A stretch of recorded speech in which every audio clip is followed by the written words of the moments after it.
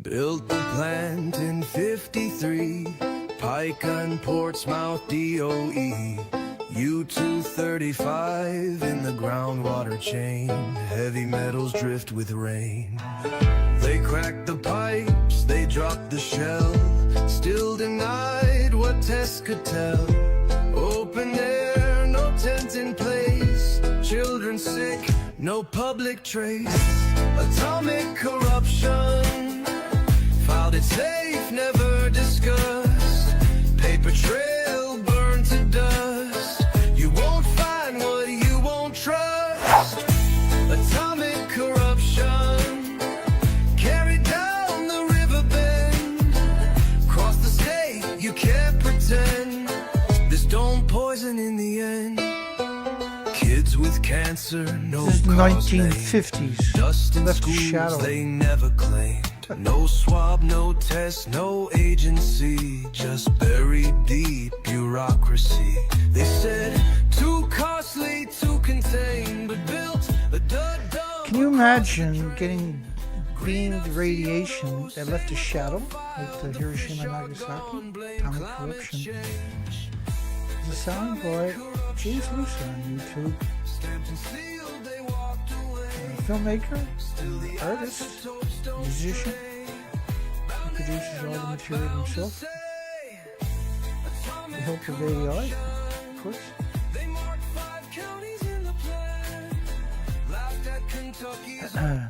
Let's watch that video one more time. That's insane. So this is the early 1950s, same as the song was telling you. And they're hitting him with radiation. I guess this clearly is not a scientist or an academic. And he's going to leave a shadow, of all things. And I think that's the only other time besides Nagasaki, Hiroshima, where we've seen the radiation doses so high, they left shadows. So it wasn't a nuclear blast. It wasn't the blast at Fukushima, or Nagasaki, Hiroshima that left a shadow, right? It was the radiation. So there's a like the Japanese government refused to acknowledge that people ingested radiation, for instance, or there was any radiation damage, and so there was no health care for the victims, the survivors. On top of that, they built it back on nuclear wasteland, on a nuclear bomb craters, so they can study them. The United Nations can study them like lab rats and generationally. Hello, everybody. Welcome back. We're on a regular schedule tonight. I'm Dana. I got a doozy tonight. Holy schmookaroos. Yesterday's story was insane. We got hundreds of tanks missing at Fukushima. Clearly, they've been missing for quite a few years. That's what the dumping narrative was all about, to cover up the tanks they've already dumped. The tanks were empty, eh? You couldn't put these incredible... I was trying to put the phone number there. The incredible radiation doses. You're talking about multiple sieverts per liter in 300,000 gallon plus tanks. You're talking about over 1 million sieverts per liter on just the betas. Or 1 million sieverts per, 1.4 million sieverts per tank. You couldn't do it because you couldn't build another tank on site. The tanks were built to deceive you. You call in 709-589-4406. 709-589-4406. And a few people will get the poll wrong tonight. Don't feel bad. Does boiling water reactors, because I normally is always a yes poll with me, so a lot of people are just automatically going to go to yes. Does a boiling water reactor, Canadian's boiling water reactor 300, X300, I don't know why they would use the word extra, is 240-foot tall building. I'll show you the documentation right away. That's 50 feet taller than Fukushima. Does that sound like a small modular reactor? Or anything even in the neighborhood? And you can go read this story about the Canadian New Brunswick chose the small modular reactor, which was the boiling water reactor X300. It's the same reactor. It's the same reactor. They are 35 meters up and 38 meters below ground. It's actually 73 meters. It's an actual 240-foot building. And you get 1/3 of the power of the Fukushima reactors, which are 50 feet smaller, shorter. Corruption, try to find something in the nuclear industry that's not just 100% corruption. And I'll give you 5 buckets of horse shit. Don't come with any lids, but you have to pick them up right away. Ontario costly nuclear folly. Well, this was an interesting story, not a story that we see here very often, where it's an actual good story. They've done a incredible job on the. They looked at the legacy of the Canadian nuclear industry, nuclear power industry. The last time the nuclear industry got its way in Canada, in Ontario, which is Ontario province that they built them, rather. Ontario Hydro, actually, from the reports we had, they went bankrupt. Wasn't that the narrative that we have from it for quite a long time? Spent over 2 decades building 20 nuclear reactors. It was a mashup of missed deadlines, cost overrun, troubling patterns of declining nuclear performance. The Canadian CANDU reactors are the most polluting reactors we have on the planet. They were built to make tritium for nuclear weapons. Because nuclear weapons every little less than 12 years, they'll replenish, before they get the first half-life, they replenish the tritium in the nuclear bombs. Because they can, that's how they make the bomb so powerful, is adding tritium to it. So Canadians were breeder reactors for tritium. But what it meant was the releases from the CANDU Canadian reactors are catastrophic. The New Brunswick reactor is 14,600,000 trillion atoms of tritium-3H legally is allowed to be released a year. That's more than probably the entire planet outside of Canada combined in tritium that's legally allowed to be released. Just a single one of the Canadian CANDU reactors. That's a bit of a mouthful, but that's the story. Even more troubling, the last generation nuclear reactors forced Ontario Hydro to the edge of bankruptcy. Yeah, they had to split the company up to survive, I guess. It saddled us with a mountain of nuclear debt that we're still paying off. Canadians are still paying off those reactors until the 50s. And now they're bringing in the Conservative government of Doug Ford is repeating those cost mistakes of the largest expansion of the nuclear industry in Canadians' history. A nuclear blunder on steroids, so to speak. They've done a great job on the story. It's amazing, actually. That's not a word you heard me say too often. The Conservative government, Doug Ford, is repeating cost mistakes. Danny, you already told us that. Oh yeah, stop the nuclear dumping. It's not something you see too much anymore either. Past due debt is due. 1999, Ontario Hydro collapsed under the staggering weight of its nuclear debt. When the account book was opened, the reality hit home. At the time, Hydro assets were valued at $17 billion. Its debt was $38 billion in the hole on top of that. Its assets were $17 billion. And the government was faced with a stranded debt of $20 billion, $21 billion basically. In response, the government of those days split Ontario Hydro into 5 separate organizations.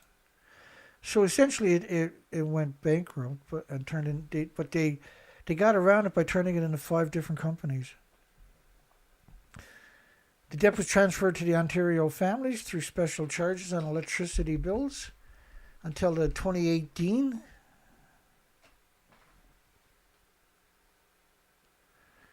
Until the 2018. Let me turn my volume up a little tiny bit, maybe.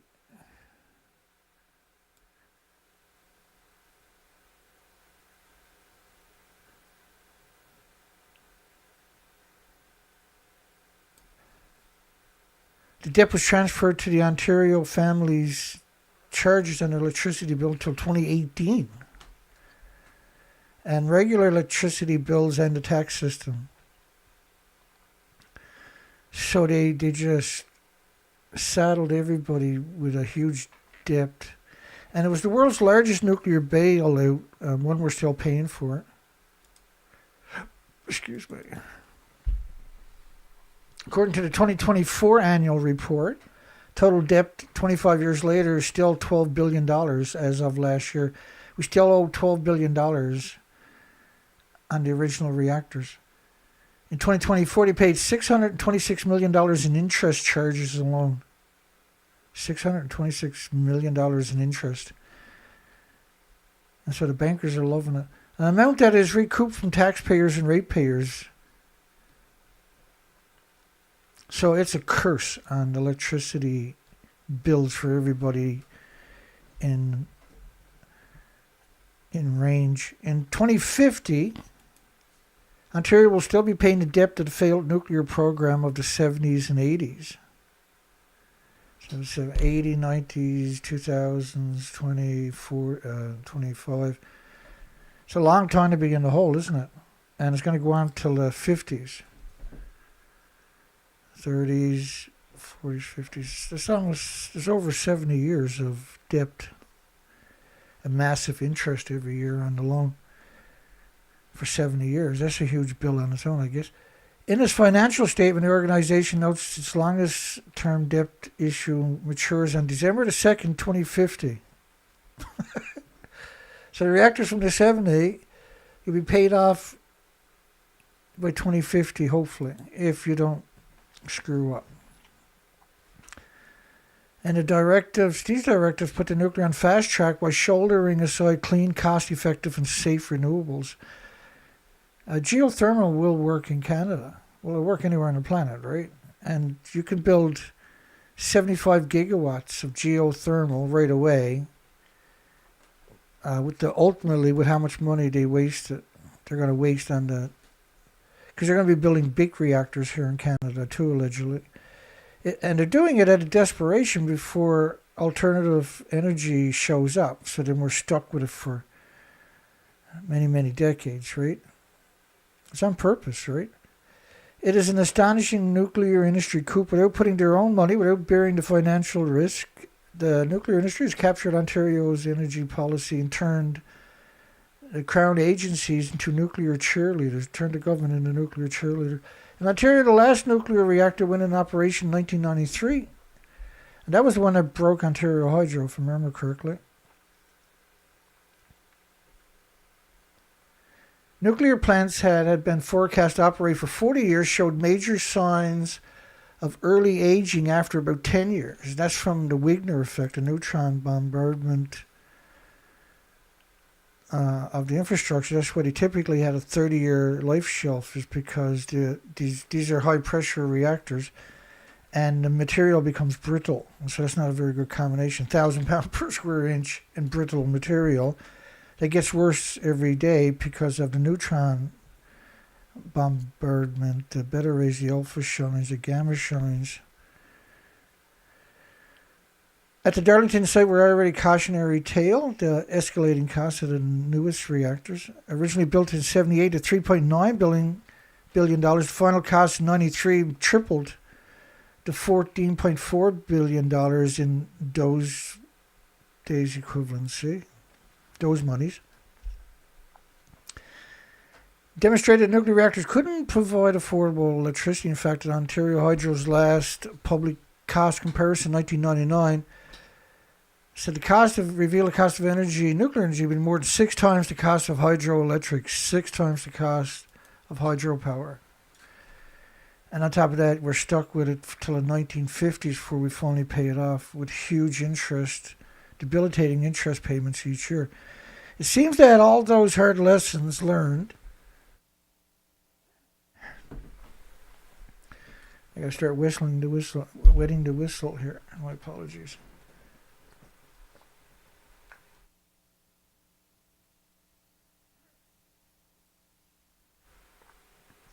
There you go. Doug Ford government has now launched a multi-point nuclear power offensive. It has passed legislation to ensure that nuclear in Ontario is Ontario's energy priority. Not last year, but the year before, they closed down 700 wind and solar farms in Ontario, which were incredible amount of electricity. And they came up with a million excuses, and then they just pulled the plug on it.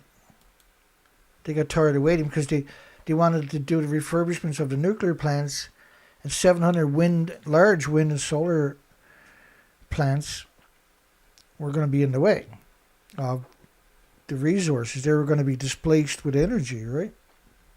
And then Ontario would smarten up and demand more.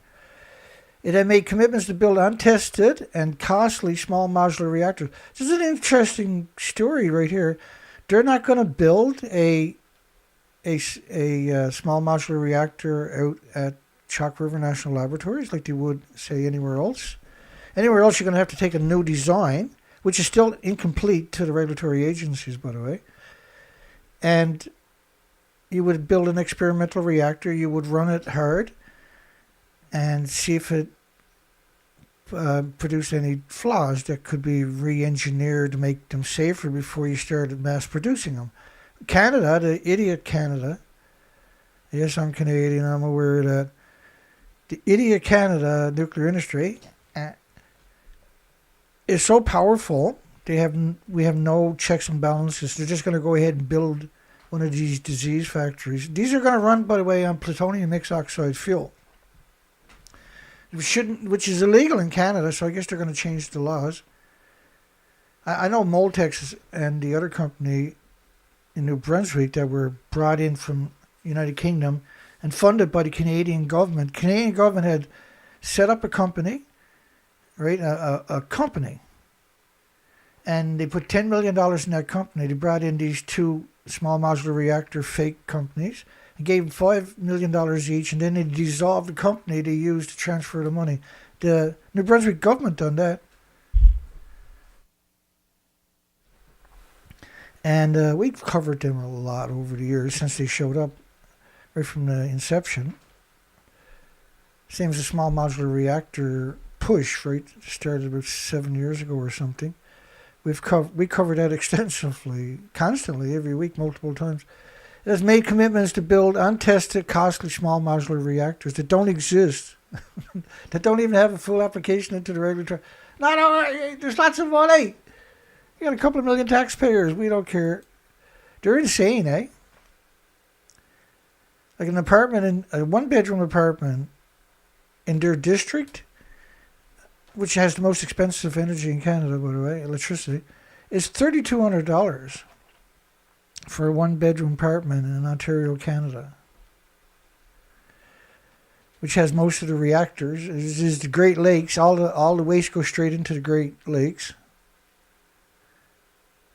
And these are prolific, horrific tritium-3H producers too, which is catastrophic because it's organically bound in your body. Because there's a difference between tritium, which they talk about, and tritium-3H, which is what the reactors. Let me see if I can locate that right quick, by the way, mate, because that's kind of important. Hope everybody's had a good day so far. I was determined to do a regular time show. I've been way off schedule for quite a few days.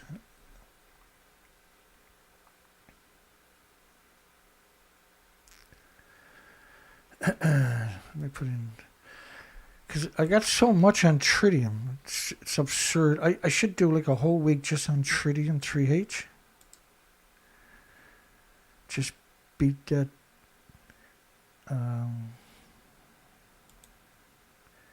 And man-made versus natural is, holy crap, how much tritium do I got? That's ridiculous. And the man-made story versus anthropogenic, or natural stuff,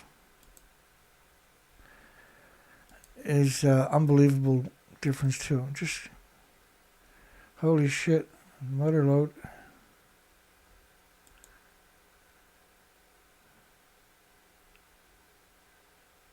I should type in just Canada tritium.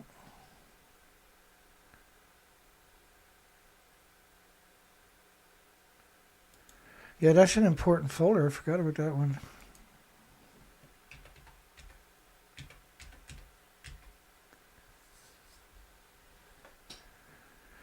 Let me see if I can find that. That one is tritium.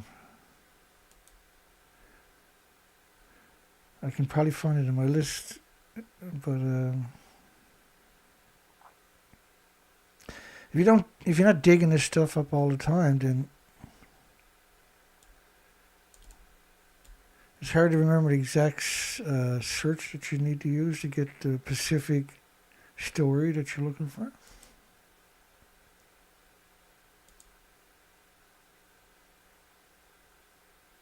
Yeah, I'm not going to find it. Just keep going. I don't need to provide you with all the evidence, do I, all the time? I feel that I do, but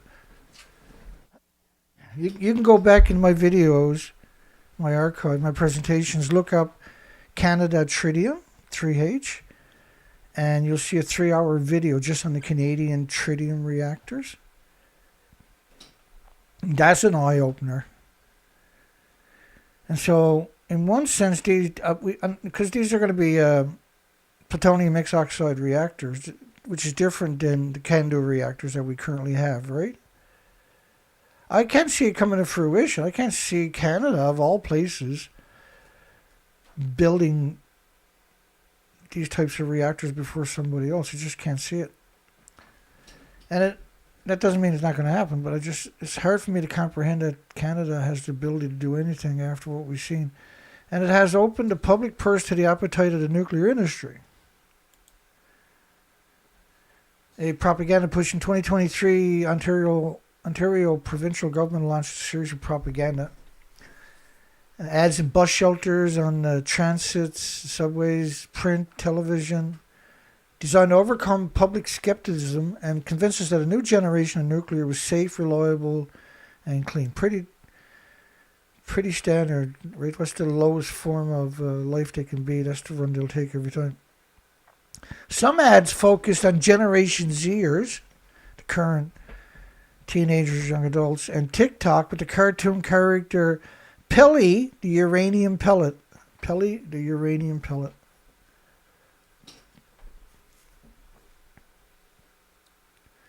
I can't remember if we covered that or not for some reason. Others were tailored to older generations who were well aware of the problem with the nuclear industry, and there were ads which simply made outrageous claims.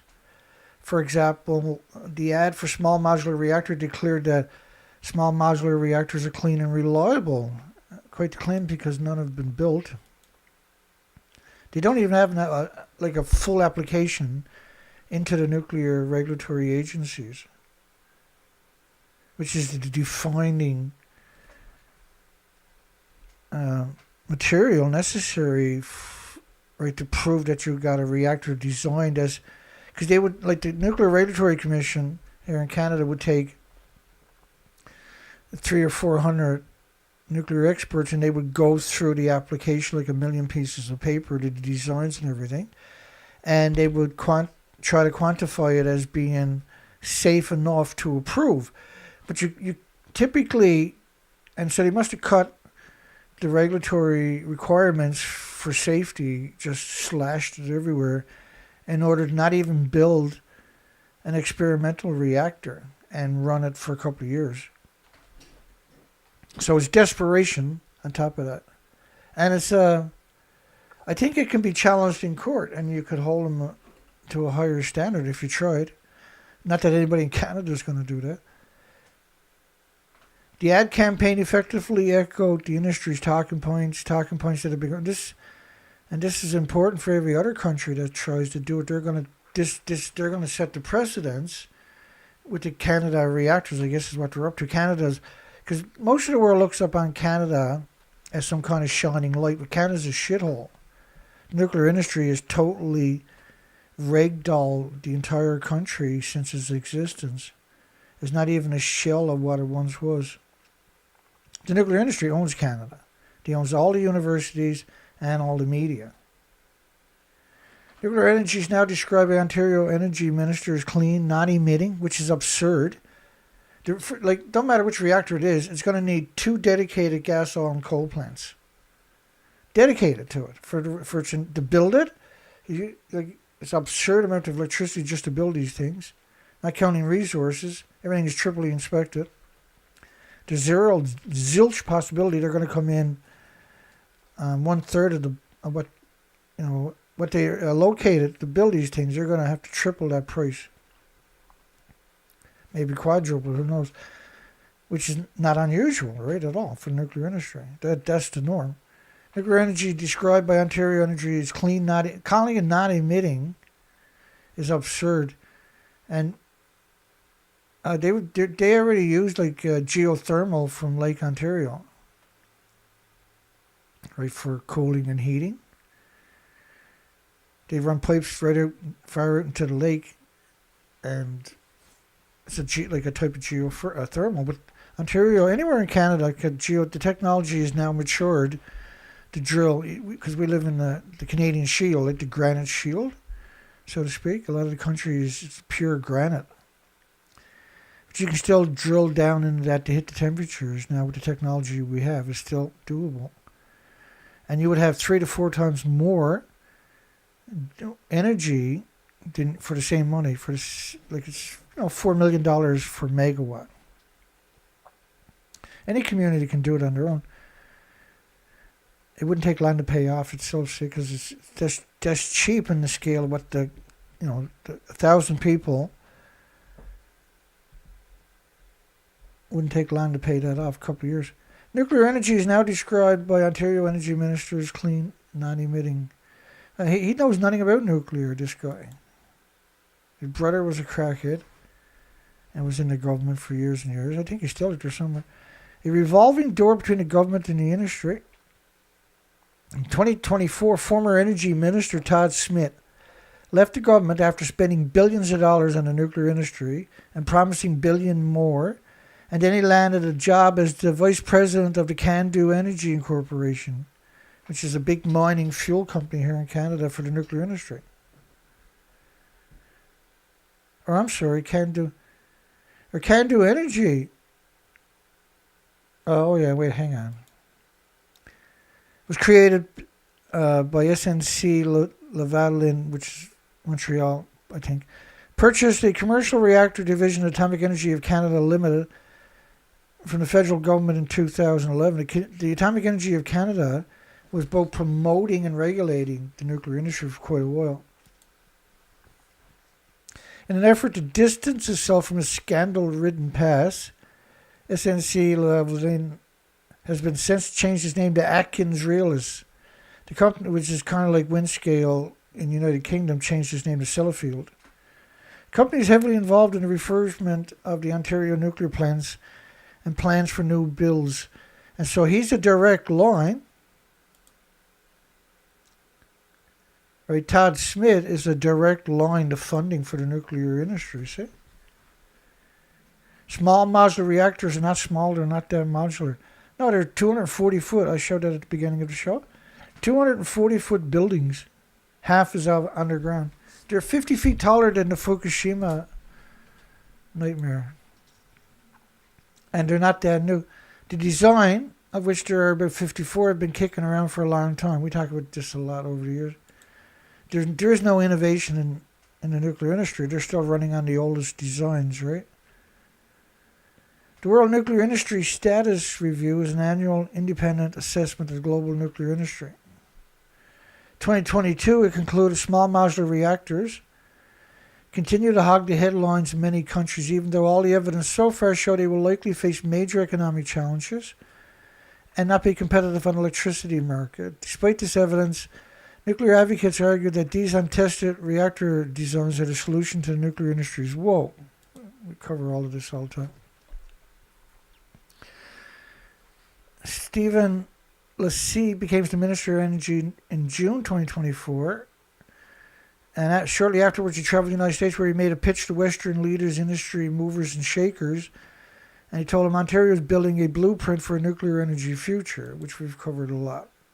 We've covered the whole thing that showed up in the cycle, the news cycle, over the years.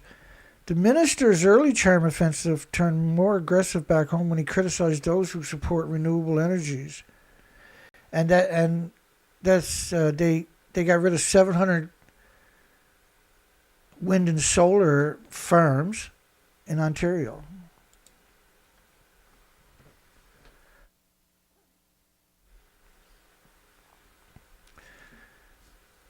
And so he mocked the people that for renewable,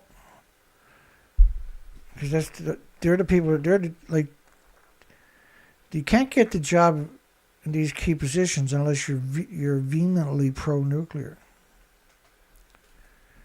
As he told the National Post, we are seeing forces on the left, the liberal left, who cannot come to terms with the fact that in order to decarbonize, we're going to need nuclear. In order to decarbonize. Well, without carbon, there's no birds or insects or trees or plants or puppies or humans. And geothermal, backed up by wind and solar, and you can back any of it up with for peak power.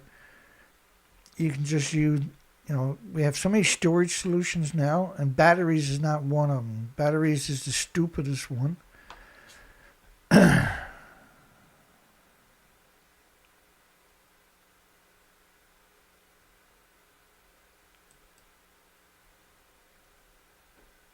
Yeah, my computer wants to restart. Hang on a second.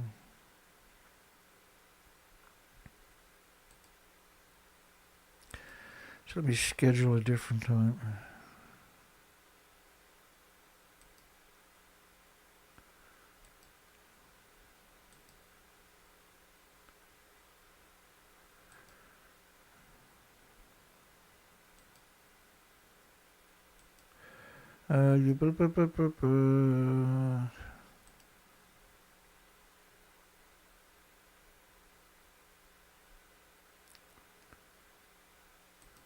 All right, let's do that. Here we go. I'll keep going here.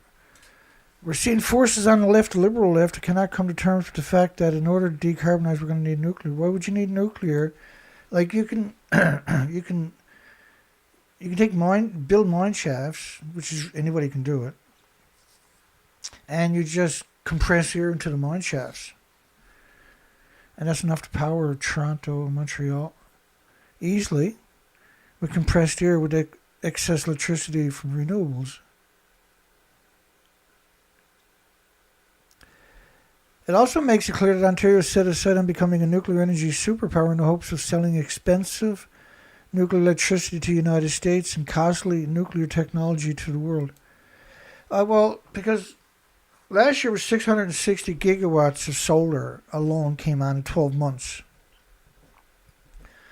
That's a mind-blowing amount of power we're talking about. That's way more than enough to power all of Canada. Came online in just 12 months.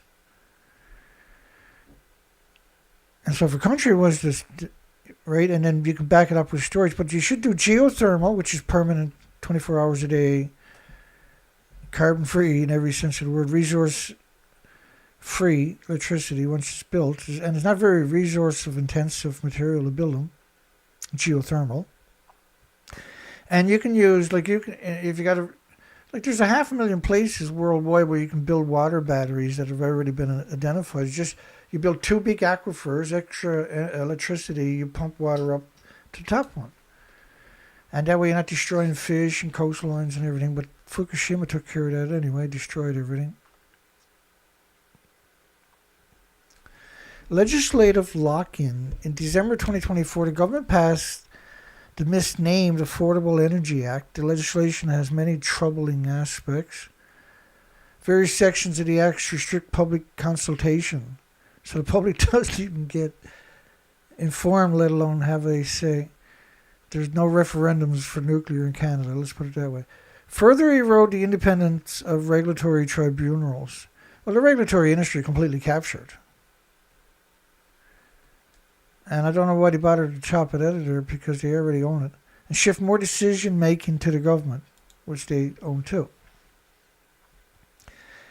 Alarmingly is how the government uses the act to give preference and priority to nuclear power. Section 25.292 of the Act refers to the prioritization of nuclear power generation to meet future increases in demand for electricity. So nobody in Canada is going to have a say ever again. Not that we did anyway. The taxpayers are bankrolling the expansion with public money because investors don't want anything to do with nuclear. And the spokesperson for the government-owned Ontario Power Generation made the point very clear when commenting on small modular reactors. Kim Lariston, is a senior Ontario provincial government vice president. She told a global business conference audience that the Crown Corporation was willing to take the risk. Absurd. It's a sedition, eh? Because small modular reactors take too long, and the industry needs to see that these things can be built successfully to give investors the confidence and really get the ball rolling for other jurisdictions. So we said that earlier, I think, didn't we? We've said it all along anyway, but we've talked about this for years. That's how it's going to play out. The Ontario government is spending billions to refurbish old nuclear disease factories. 14 reactors are scheduled to be so-called rejuvenated, but I mean, these things are incredibly brittle from the neutron bombardments and their high pressure. 6 at Bruce, 4 at Darlington, 4 at Pickering. All of these, by the way, are the Great Lakes, the third biggest freshwater aquifer on the entire planet. Yeah, sand batteries. That's right, James. Thanks.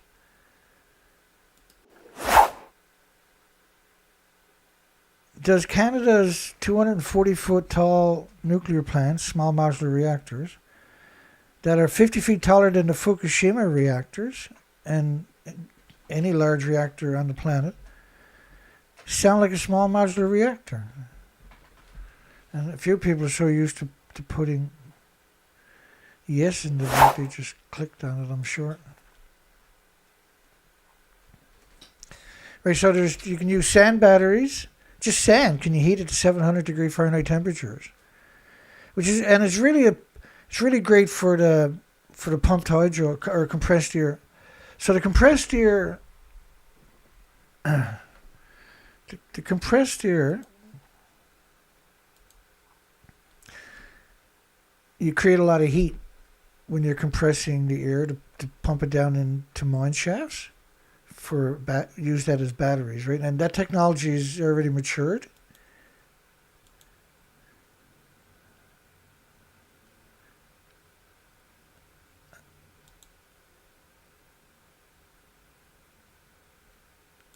And I was just looking for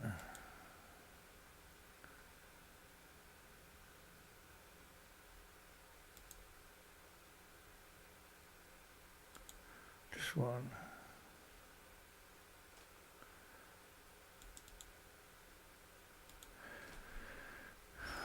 So anyway, compressed air storage, you can actually bind to big windmills that compress the air. That's all they do. Instead of like electricity, they compress air. And that you produce a lot of heat. You can store that in sand. You can store it in volcanic rock. And you can store it many other ways, right? Just through the heat exchange. And then you can, when you want to unpack the compressed air you're storing for energy to run your turbines, you can use that heat now to help expand it. And I think the efficiency for that, this was a couple of years ago, was like 67%. So you might have to burn a bit of gas to help expand the air even quicker, right? But like it's still very, very profitable to use gas in that application because of the compressed air's ability to turn large turbines. So for peak power, it's an incredible, you have many different ways of doing it. But everybody has access to sand. And volcanic rock can be shipped in by the container shipload if you wanted to, right? Iceland would be happy to chop up a bunch and ship it to Canada, for instance. And same thing with pumped hydro. So such a stupid, simple system.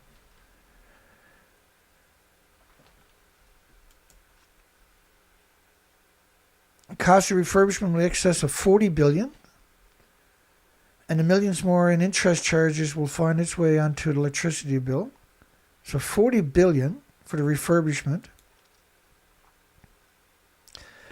As your electricity bill goes up, so does the political pressure. When the pressure reaches a tipping point, the government steps in with taxpayers' money to reduce electricity bills. It is a repeated pattern in Canada's Ontario. As we spend more, projected cost of the current electricity subsidies will be 118 billion over the next 20 years. It's not all nuclear electricity subsidies, but as we spend more on nuclear and nuclear increases the cost of electricity, the government are pressured to reduce the cost, and that'll be the subsidies, which will. It's just a great way to loot Canada forever. And he selected the General Electric Hitachi boiling water reactor X300 design, based on a design that has been kicking around for about 20 years and had to be redesigned about 10 times, and it still has never been built. So our reactors are going to be the experimental. They're going to be the experimental reactor, still experimental reactors. We're not even going to build one to make sure it's safe, which is just absurd. And it shows the desperation of this industry. So the industry is willing to contaminate. They're very good at covering up their accidents.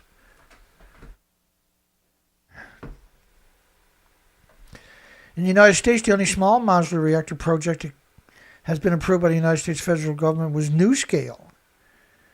And NuScale, we covered that extensively. And so they're in a class action lawsuit from all the communities that originally invested millions of dollars each into them. They stole the money. They put a partial application into the regulatory agency, which is the only one that exists anywhere, like for these types of designs, for like a new design. And they didn't buy land to build it. They didn't, which is $500 million of engineering. They didn't do nothing. They just took the investors' money. And then the final price tag, they made a few mistakes on this price tag. The cost of building the small modular reactors, which would have amounted to about 5/8 of a big reactor in power, would have been over 22 billion or something like that ultimately, right? So the investors pulled out, and then they sued NuScale, which is a government-sanctioned company by insiders from the government that started up that company, and then just looted it. And we had one of them harassing me quite a few years ago, talking about how he had 26 hot rods in his garage on his 10-acre piece of land he had out right in that forest area. He used to call me up all the time. There's a real piece of shit, that guy. The project was cancelled because of escalating costs, originally estimated at $3 billion. It was terminated in 2020, the beginning of 2024, when the project costs reached $9.3 billion. But we covered it was around $22 billion in order to get 5/8 the power of a large reactor. As stupid as you can get. And they didn't have a full application into the regulatory agency because they had no intention, even though they were rubber stamped by the regulatory agency to try to bring some life to it. And then they went over and robbed the investors in South Korea with the same promises. Right? They didn't go away. The investors are still suing them. And so what they're doing is they're going to rob South Korea's investors to pay the investors were there too in the United States, up on the west coast up there. If we assume the lower cost and convert to Canadian dollars, I got some tea there, maybe that'll cut it.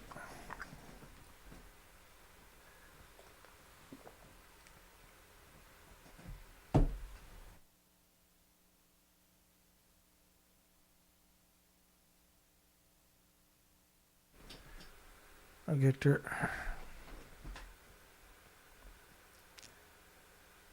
Price tag for the 4 reactors, so-called small modular reactors that have never been built anywhere, let alone tested, will be $20 billion before things go wrong. There's zero possibility that they're going to build, and so you're talking about $5 billion, which is the same price South Korea allegedly is building large reactors for. In 2019, the companies, and I mean, these are 240-foot buildings. These are skyscrapers, 24-story buildings. Do I got pictures? Yeah, hang on. Here's what the Canadian reactors are going to look like. You'll love this. 24-story. These are all 24-story buildings.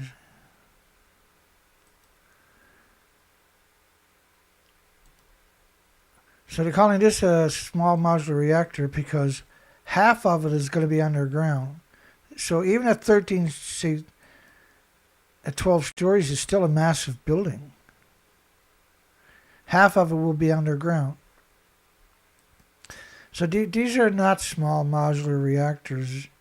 These got nothing to do with small modular reactors. Excuse me. But this is how big they actually really are. So apparently you can put this on the back of a transport truck and deliver to a remote control community.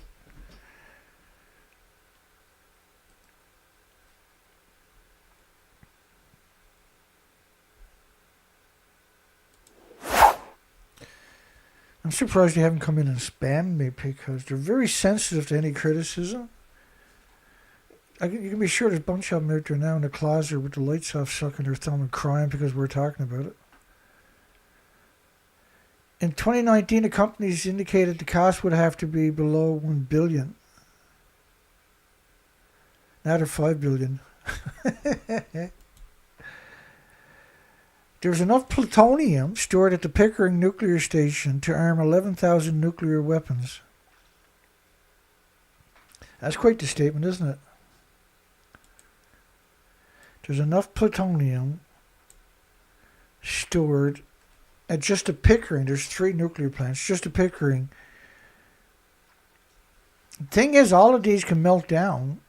All of that can melt down like Fukushima, right? They're all stored into one spot. And so Fukushima lost 36 reactor cores and 8 fuel pools at the top of 4 reactor buildings. Same thing could happen in Canada. We just need a tornado to rip through there. And the 3rd biggest aquifer on the entire planet will permanently be off limits to the planet for fresh water. And it'll be a brutal to any migratory species. Plant Vogel in the United States and Georgia are the first new nuclear units built in the United States in the last 3 decades. And Watts Bar was the next one, which was 42 years to complete that one. They are years late. Cost escalated dramatically. Construction began in 2009. Was slated to finish in 2017. Instead, took 15 years, 7 years behind schedule, and went from where's that?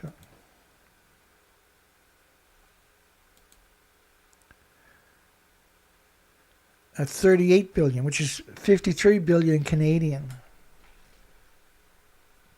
I can't remember what the cost increase was. It 3 times or something?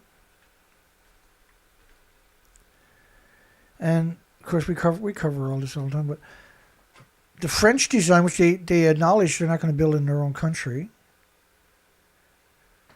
began delivering electricity to the French and European grid in 2024. It's the first new one since 1996, but they're not going to use that design anymore, only in other countries. What does that tell you? It was projected to come into service 2012 at $3.4 billion. And eventually came over $20 billion. These are absurd numbers. Almost 7 times the original estimate. Oh, now we can do it for 3 billion euros times, multiply it by 6 or 7. And that's what you've got to do with this industry. This industry has always done that. And nobody's ever been held accountable. There's no incentive not to be evil in this industry whatsoever. The US flagship nuclear project, Hinkley-C plant in south of England, spiraled out of control. Like, Hinkley Point is full of rats. This is just completely infested. And they love chewing wires, man. So imagine, like, this is the biggest construction site on the entire planet on top of that. And that one in particular is going to need 2 massive gas, oil, and coal plants dedicated, which is already is to build it. If you look at the site, it's unbelievable. It's unbelievable how big this site actually is, how many cranes. I'd see their electricity bill each day. I know that wouldn't be a shocker. $9 million probably or something. Just building it. And they got so many rats on the site, there's no way that ultimately this plant is going to work because all the wires are going to be chewed up and because you're burying everything in cement, and the only thing that can get there is rats. All the pipes, right, are surrounded by... The whole story is absurd. It's absurd that they're still building it.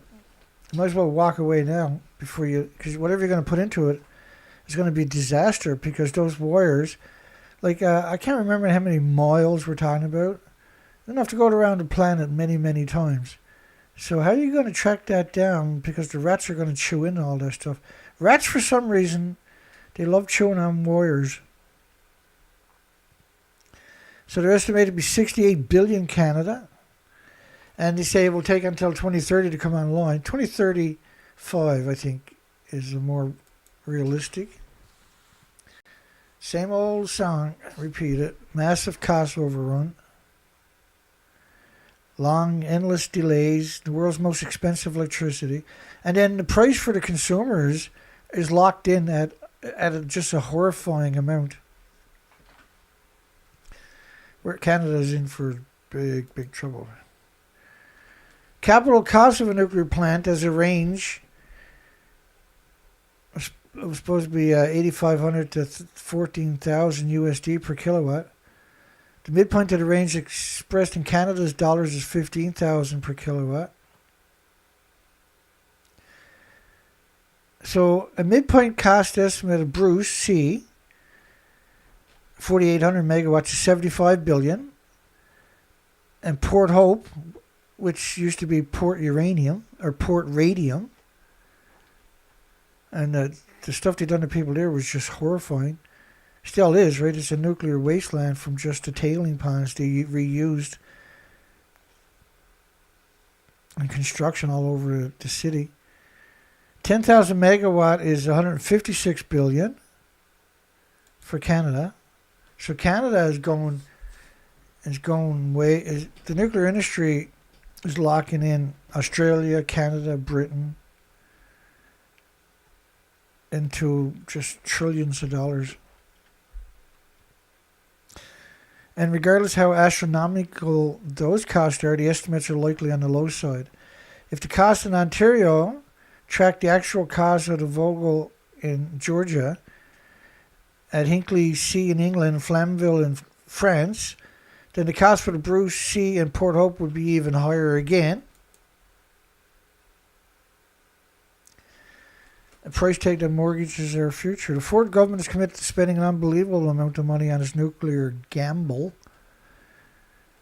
$40 billion for refurbishment of 14 nuclear reactors, $20 billion for 4 small modular reactors, $75 billion for Bruce C, $156 billion for Port Hope.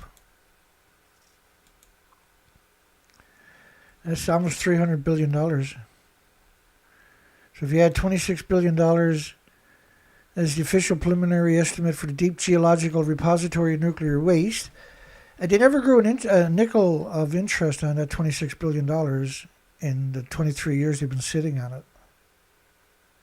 How is that possible? Because it's the government, right? It's the industry. So they don't have to disclose. Now they are being challenged, and they might have to disclose their money, because this is public money we're talking about, right? This should be disclosed. Then they're going to have to account for 23, 24 years of interest on $26 billion that they won't acknowledge exists. Then we are well beyond 300 billion. It's a colossal amount of money. It's enough for 75 gigawatts, 75,000 megawatts of geothermal. Right, so you cut that in half, and then the other half is used for storage. For most of us, it's hard to get a sense of that amount of money. To demonstrate, consider the following. It could provide every dwelling in Ontario with a $20,000 heat pump, free, for 110 billion. We could also provide free. That we already got it on. These initiatives combine, or a rooftop solar system, $20,000 free. So you give every house, every building in Ontario, $20,000 heat pump and a $20,000 solar system for free. And you can get a lot cheaper, right? It could replace half the passenger vehicles in Ontario with free electric vehicles. That's all crazy. It can provide every farm in Ontario with a free small 10 kilowatt wind turbine for about $5 billion. I love that. So $300 billion. Geothermal. So if you go geothermal at $4 million, you took $300 billion, divided by 4 million, you got 75,000 megawatts, 75 gigawatts, 75 large nuclear plants. Electricity and geothermal. If you go half of that and the other half for storage, problem solved, right? So 75 divided by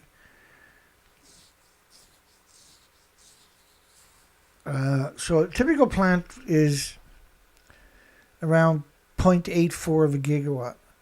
So you would end up with 90 gigawatts, the animosity equivalent in renewables if you went geothermal. Because very few large nuclear plants are an actual gigawatt. Right? Most of them are a little over 0.8 of a gigawatt. Very expensive nuclear plant produces very expensive electricity. And this is applicable to any country, so it's an incredible detailed story, eh? We rarely see this. But it gives you insight to everywhere else too at the same time, and it's very handy. Now, to refer back to this for whatever another country might consider? Very expensive nuclear plants produces very expensive electricity, and those costs are paid for through taxes and electricity bills. And the Ontario Clean Alliance, Air Alliance, uses data, has reported that the midpoint cost of a new nuclear will be 24.4 cents per kilowatt hour compared to solar, with storage at 10 cents per kilowatt hour. Clean energy is entering the energy system at an unprecedented rate. 560 gigawatts of renewable capacity in 2023. It was 660 of just solar in 2024. These are absurd numbers we're talking about, by the way. So it's very doable. See, the price is always coming down, right? David Robertson is the former director of workplace organization training for the Canadian auto workers. And that's quite the insight. That took us an hour to tell that story. We only scratched it. It's a very important story. Japan rice prices fall for the first time in 18 weeks. Amid government measures. Japan is disgusting, eh? Japan rice prices fell for the first time in 18 weeks to $28 per 5 kilograms. 10 pounds or something. A total of 150 bags of rice delivered to children's cafeteria from rice farmers in Fukushima Prefecture. That's probably the scariest statement conceivable. Japan is still melting down. This was 2021, so why show that picture? Because they're lunatics. With the release of the stockpiles appearing to finally have effect on stabilizing supplies, because of tourists, right? They had over 30 million tourists last year. And they've had banger tourists so far this year. They cracked all the previous records. And these records are way more than the tourists pre-Fukushima. This was on purpose to get rid of the radioactive rice. So they feed it to the unsuspecting tourists. The industry is just pure evil. Has Ontario got enough farms to build all those reactors, I wonder? Because that's where they like to build them to. The fuel pools of all of these will poison everybody with perpetual illnesses and diseases and autoimmune deficiencies and injuries and illnesses. During the 7 days through May the 4th, the average price of rice sold at supermarkets across the nation fell 19 yen, which is 18 cents Canada. So a yen is basically equal to a Canadian penny. Both Japan and Canada are metric anyway. But prices still in Canada should never have been metric. We went metric because of our so-called allegiance with France. France has plays a unique part here in Canada. Like the French Connection. You ever read that story? I've covered it many times here. It's about how French politicians have monopolies in here in Canada and their children. The price is still, and I mean, very close political connections. Jean Chrétien's daughter married a very influential son, a very influential French politician's son, right? That's how Martin got the shipping firms contracts, and he moved his company down to Thailand because he was paying them 25 cents an hour instead of the Canadian union workers $30 an hour, right? And he got the contracts with all the Canadian ships. He was hooked up with. I'll have to cover that again. So we still got to cover the Chernobyl anniversary. We haven't got to. We definitely got to get to that as soon as possible. We got a die-off species from Radioactive Folly video to cover. They're very difficult for me. I find them very difficult to do, them stories, because of all the research expeditions we have done. It's very painful for me every time I do one. The price is still sitting at around double from a year earlier. Time of the Japanese rice, if I keep digressing. The National Federation of Agricultural Cooperative Association received bulk of the released stockpiles and had been moving to bring them to open market. I'm very suspect of... The stockpiles are typically from the nuclear wastelands. 14 prefectures, the food was banned by 55 countries for a decade and 14 prefectures in Japan.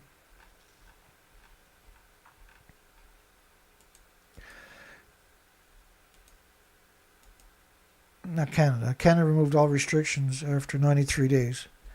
So the most radioactive food was shipped to Canada. That's why you see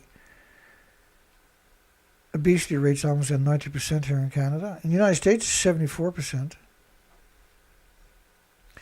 And in Japan, it doubled in the first year, which after a major nuclear event, obesity is a marker of brain damage from radiation fallout. So these 14 prefectures, including Tokyo, by the way, the food was banned by 55 countries for more than a decade. And currently, 14 countries still ban the food from those 14 prefectures. The countries that removed the restrictions are the pro-nuclear countries, by the way. The government has decided to release 312,000 tons of stockpiled rice. This is typically the radioactive rice that's been mixed with not so radioactive rice. It's disgusting, isn't it? 312,000 tons is 686 million pounds of cancer, heart problems, liver problems, lung problems.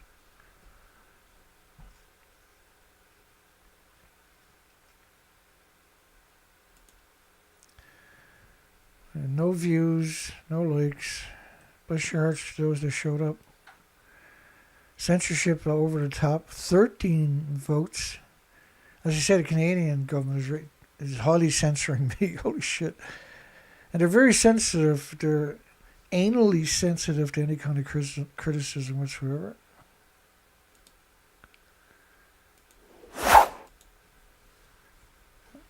Israel selects site for the first nuclear plant.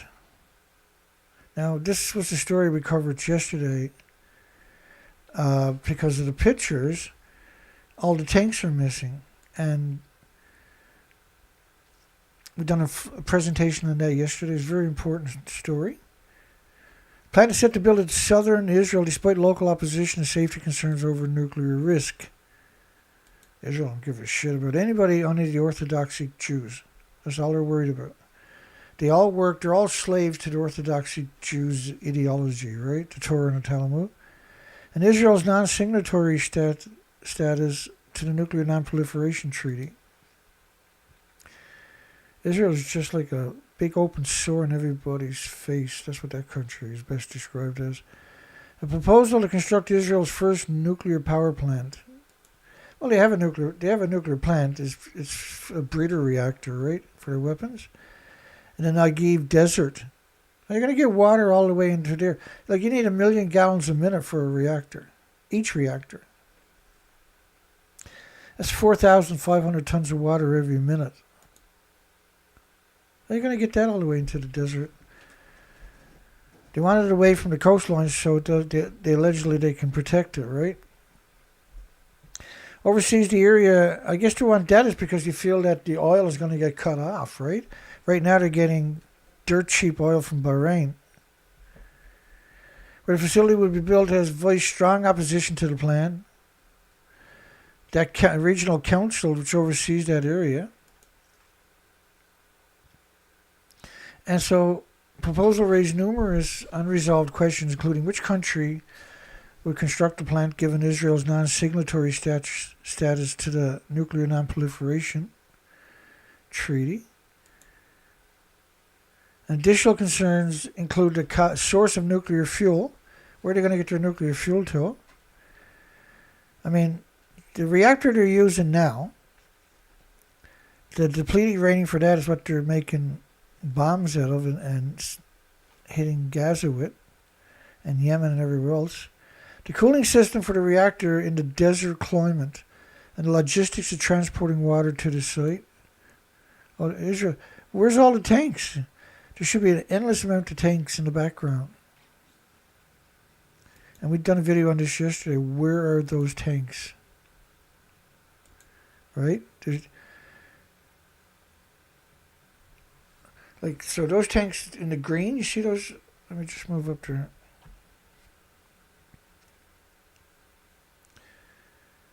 All those tanks are supposed to be there. But when you look at the pictures, they built all these structures. Such an important story. So all of those small tanks, you can't see them, and those tanks there, and those tanks here, they're supposed to be in that picture. Right? You see, all of these tanks. So what you're going to see is, right now they got buildings. Right now. They got all these buildings up there, right? The only tanks you can see is way behind me up there. But there's all kinds of structures built there, but you can't, there's no tanks. So where did they go? And it should be, like they said, there's 1,000 tanks. We've only been able to count 750. Now, tanks are not full of nuclear water. Don't think for a second. Because if they had 1,000 large tanks, and they never did, they had a lot of small tanks, right? But when they done the equation, told it was 1 million tons. You know, there's hundreds of tanks right there, hundreds of tanks right here too. These are small tanks for starters. So they're in their official number, they're saying they're the equivalent of the big tanks in capacities. That's how they came up with the 1 million tons. But you can fill up all the tanks 6 times a day with a single reactor building from the water typically would use. And the water they were talking about going into these, they were putting on the reactors for all these years, they said it was 140 tons was being put through each day through the Alps system, right? Which we know wasn't completed until 2015. We know the tanks were full in 2013 from highly radioactive, unbelievably radioactive water from under the reactors that they pumped up. That was the official story in 2013. None of it's true.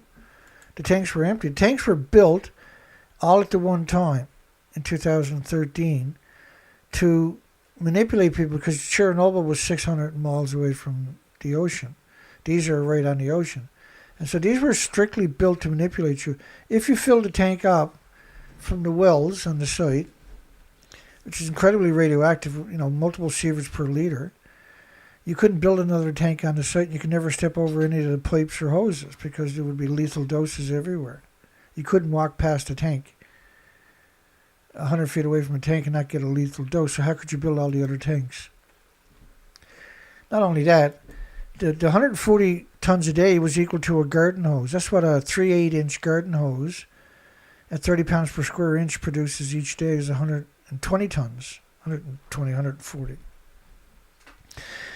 So that doesn't make any sense. So you're talking about 4 reactors and 8 fuel pools that melted down. And so you're going to split a garden hose 4 ways. You know what your garden hose is like. Imagine splitting a garden hose 4 different ways, and that's what you're spraying on each of the nuclear meltdowns. It doesn't hold up, right, to any scrutiny. So the tanks, probably half the tanks are missing. They're like, we cover lots of stories where they're not allowed to bring cameras, that the so-called journalists, speaking very loosely calling these people journalists, they weren't, and any pictures that they had were allowed to take, for instance, had to be given, the memory cards given to TEPCO, which is, a lot of the Yakuza is in that area, right? Because academics and scientists are not going to the site. And so Miles O'Brien lost his arm when he was down there. Apparently, the only thing that makes sense was that he had memory cards that he didn't turn over. And I guess he wanted the memory cards so he can blackmail the nuclear industry later to his boss or something. They actually chopped his arm off, probably with a samurai sword. He disappeared, and then 7-8 days later, he showed up in Malaysia at a hospital, and he was missing an arm. And the only thing that made sense was that he didn't turn over memory cards. And so where are all those tanks? Those tanks there should be highly visible tanks in the pictures. They're not. So these tanks are missing. Where did they go and why didn't they tell us? Is a very disturbing question, right? And then, see those small, what I call small tanks compared to these? That's reactor 4 right there. That's the common spent fuel pool right there too. Of course, the tsunami, it's on the same street. Tsunami ran right through that. But those so-called small tanks, which are pretty big tanks, but they're small, right? So when you do the million tons equation that they said they had stored there, they're claiming each one of those are equal to a large tank, the capacity. And these tanks here, right, you see how they kind of got like they filled them up with fresh water because there was 50 of them that had shifted during an earthquake. A full tank wouldn't shift.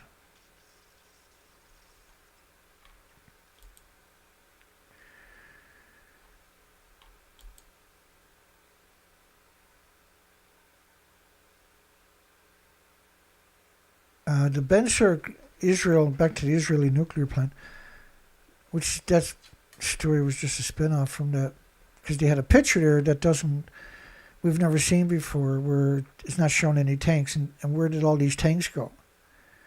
Officially, they allegedly started draining the tanks August the 24th of 2023.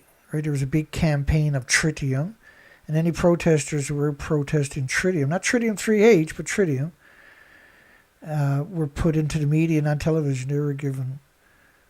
They were the useful idiots for the industry, right? They're good people, but they were just misinformed and bought into the propaganda. Because allegedly the tanks are full of tritium, right? Those tanks are supposed to be full of tritium. Because the filtration system, and I got entire presentations in my playlist. The tritium is simply not true. Everything is tritiated on the planet because of Fukushima, his pulse event, and 70 years before that of the nuclear industry's releases. All water on the planet is now tritiated. Everybody's producing radioactive hormones and radioactive stem cells because of the nuclear industry. Everybody, every species. That's why the species are showing up emaciated everywhere, because they have leukemia. On top of that, one of these places was disqualified because proximity to a military airfield, which could interfere with operations as well as the International Atomic Energy Agency guidelines on nuclear facilities near airports. The Americans at the Enrico Fermi plant on the Great Lakes, their military used to do dive bombing runs, and they were using the nuclear site as a target site. And so they would come screaming in towards the nuclear plant, and this was practice for pilots. And the nuclear plant used to complain about it, but the military had a bit more influence than the nuclear industry. So this went on for a decade or something.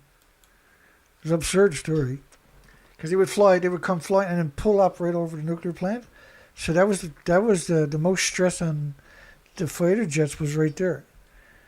So that they could have had a jet come flying straight in there and hit one of the fuel pools and take it out. And they actually had a meltdown there too, right at the Enrico Fermi, of a sodium reactor, which was a breeder reactor.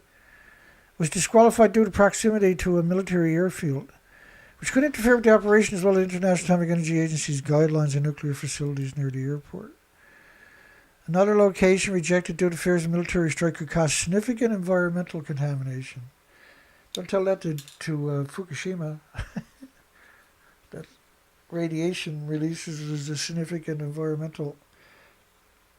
It shows you the two-face of the industry, doesn't it? The Bight government area was rolled out due to its dense population, strategic significance as a IDF training zone. IDF calling Israel Defense Forces soldiers is absurd. They never fought a real military. They only shoot fish in a barrel.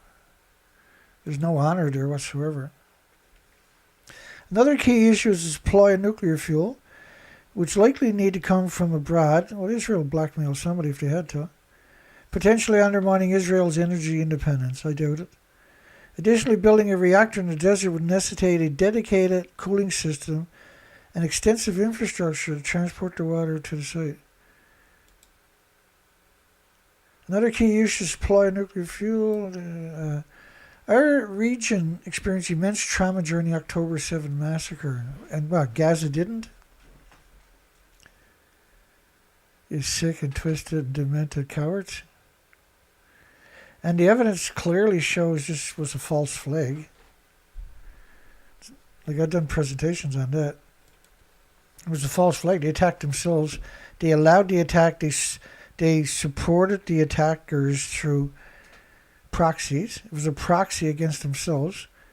And then used that as a catalyst to go in and destroy. I mean, it's vicious.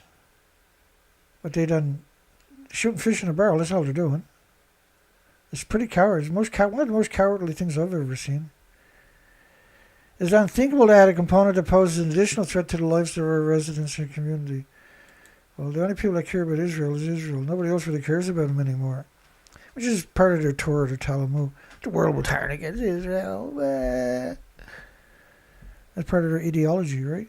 He also raised concern the plant would put nearby communities at risk in the event of a malfunction. Iran's going to take out their nuclear plant they got there now when they finally attack Iran, because that's what they're up to. That's what their ideology says is going to happen, so they need it to happen. They need their prophecy. They can manufacture their own prophecies, their prophecies now themselves. Don't think for a second they won't do it. Really, like how hard is it for them to genetically engineer a red heifer? Many as they like, to clone them on top of that. It's mindlessly easy, isn't it? Which is part of their death cult. Currently designated as an evacuation shelter zone during wartime to a potential target. Evacuation zone. I gotta give them credit. They all got bomb shelters, unlike the Palestinians. Any bomb shelters the Palestinians tried to build, they went in and destroyed it. It's unclear why a nuclear plant is needed near a cluster of communities at a time when solar power plants are thriving and dual-use energy technologies are expanding. Well, it's not for power as much as it's for weapons, right?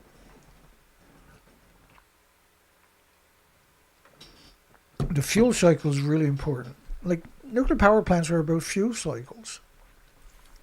Once the reactor goes through its fuel cycle, now it's a breeder. So they put it in a fuel pool, but it's a breeder reactor core. So it's splitting atoms, uranium, plutonium, prolific on top of that.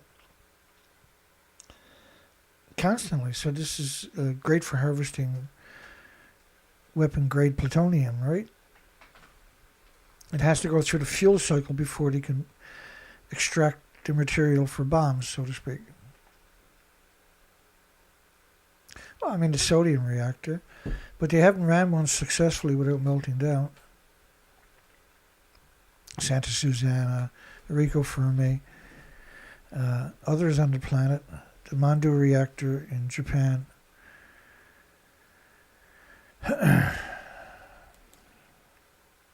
Why nuclear stocks, Constellation Energy, Vistra, and Oklo are all popped up this morning? Well, because they already bumped up. And what they got? They got 14 of the biggest financial institutions will stagger who they're buying stocks, and they buy 2 or 3 million stocks temporarily for several weeks at a time. And then when mom and pop investors come along and buy into whichever companies they're propping up, which happens to be these three at this point, then they'll steal all of their, because like the 14 biggest financial institutions at Conference of Parties 28 last year agreed to artificially prop up nuclear companies. We weren't sure exactly how they were going to do it. The suggestion was they were going to invest in it, but we didn't understand this is what they were going to do. They were going to buy a couple of million shares right away and at the same time in different handful of companies, small modular reactor companies. And then 2 or 3 weeks later, when other people started buying it because the stocks had just rose up all of a sudden, they called it surging, right? When there was enough there, then they would just shake their stocks, make a killing. Mom and pop investors would lose 1/3 of their investment and panic and pull out. Wait a few weeks, and then they do it to a next company, next small modular reactor company. This is how they keep all these, because there's 100 small modular reactor companies and another 100 fusion companies that are dependent upon that for monetary, right? To subsidize the looting they're doing to whichever government is their permanent victim host that they're using to leech off. Oh, and so Motley Fool, when you see anything from Motley Fool, you just run the other way. That's what they make a killing doing this routine over and over and over, right? They're huge, sure. They got massive. They went big time. They started out as just a couple of guys, and then they got grabbed by the gobbling machine. Costs could fall, revenues could rise, nuclear power profits could explode in a good way, not a Chernobyl way.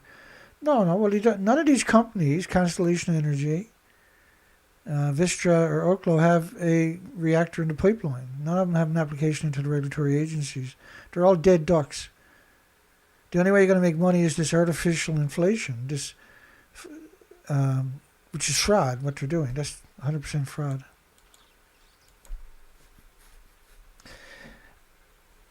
And that isn't the only reason nuclear stocks are red hot today. Yeah, and you lose all your money tomorrow. They don't have a product. Why would you buy shares in a company that don't even have land, doesn't have equipment, doesn't have the ability to produce a license, which is an application, which is the design? Until they got a product, don't look at them. For goodness sakes, don't. You're going to get robbed. That's what they're up to. And so they go on these conjectures, right, where the Trump administration planning to release several executive orders aimed at accelerating constructions of nuclear power plants. So these stocks, just on speculation, rose up, but they don't have a product. They shouldn't be on the stock markets. They have no right to be on the stock markets. It's 100% fraud. Like NewScale and the rest of them, it's fraud what they're doing. Constellation is up 5.9%. Vistra is up 6%. Oklo is still up 3.3%. But they don't have a product. There's no way, unless you sell that week again, like you buy into the stock because the stock is artificially inflated for a couple of weeks. So when you see the 14 biggest financial institutions buying into the stock, like 2, 3, 4 million shares each at the one time, you buy that stock, and 4 or 5 days later you sell your stock because it rose up 10, 20 cents. So if you got a big investment, if you put $1 million in there, now you made a few dollars off it, but you got to pull it out before the 14 biggest financial institutions on the planet sell their stocks, or you're going to lose. And you're going to have to wait for a couple of months for them to come back, circle back around and invest in that stock and artificially inflate it again. Otherwise, you're going to lose your capital. And so the small mom and pop investors panic and sell their shares after the banks pull out, the 14 biggest financial institutions pull out, and they'll panic, right, and sell their shares. And that's what they're banking on. That's how they're making their profit, because they can come back in now and buy the cheap shares and do the same thing, artificially inflate it. And this is what they're doing over and over and over, rinse and repeat. And there's been a bit of a lull, right, for about 3 or 4 weeks. Normally this is very predictable cycle. So now they're back again. And so I guess the artificial inflation is about to start again for the next couple of weeks. And 2 weeks after that, they'll sell all their shares out and just rinse and repeat. And then what they'll do is, that's those 4 companies right now, but the next ones will be 4 different small modular reactor companies. It's pump and dump. Today in the nuclear news, how big is the nuclear news, and does it justify the stock price moves? And so people are writing these articles, particularly motley fools. You're a fool if you invest in these people. That's the name of their site, Motley Fools. They're not fools, okay? They're there to steal your investments. Well, at least a third of it. The goal is to quadruple nuclear power capacity to 400 gigawatts by 2050. So you got to build. The United States needs to build around 15 reactors a year. They better get busy. They don't have the supply chain for it, and they can do all the posturing they want, but the supply. There's 1 million companies to build a reactor. And because they haven't been doing it for 30 to 40 years, these companies, you have to create 1 million companies to bring this to fruition, basically. So we're talking about a pretty sizable development. Well, there is no development. It's speculation to trick the mom and pop investors when they see the artificially inflated small modular reactor fusion type companies stocks rising, right? There's this false. It seems like there's some security. Well, that company's flying. Look at that. I'm going to put some money in there. And if you don't take it out after a few days, and the bank pulls, the 14 biggest financial institutions, right, are going to pull they're going to sell their shares. And you're usually talking 6 or 9 million shares between a couple of them. You're going to lose 1/3 of your investment because you're going to panic and sell. The best thing is just wait till they circle around again, and then you'll get your money back. But most people will panic, right? Largely because of the red tape that slowed the process and never invest in nuclear again. Just don't invest in nuclear. You have to be insane to invest in the nuclear industry. Their entire legacy is predicated upon deceit and dishonesty, deception, misrepresentation, fraud, right? Largely because of red tape that slowed the process and added regulatory compliance costs. It takes 11 years to build the average nuclear disease factory anywhere. Now, 15 years. Shave off the extra 7 years. How are you going to shave that off? That the last couple of plants took to build, just because the supply chain is still not there. We're still looking at the prospect of a plant not being completed for 4 more years. There's zero possibility they're going to build a plant in 4 years. 14 years maybe, but not 4 years. It's absurd to suggest you should shave off 7 years. And it's absurd to believe anything the pro-nuclear community tells you. It's absurd. You're insane to buy into any type of narrative like that. It's not your fault. It's just that, it's saying by you're never going to recoup you're going to lose your money, a large chunk of your investment.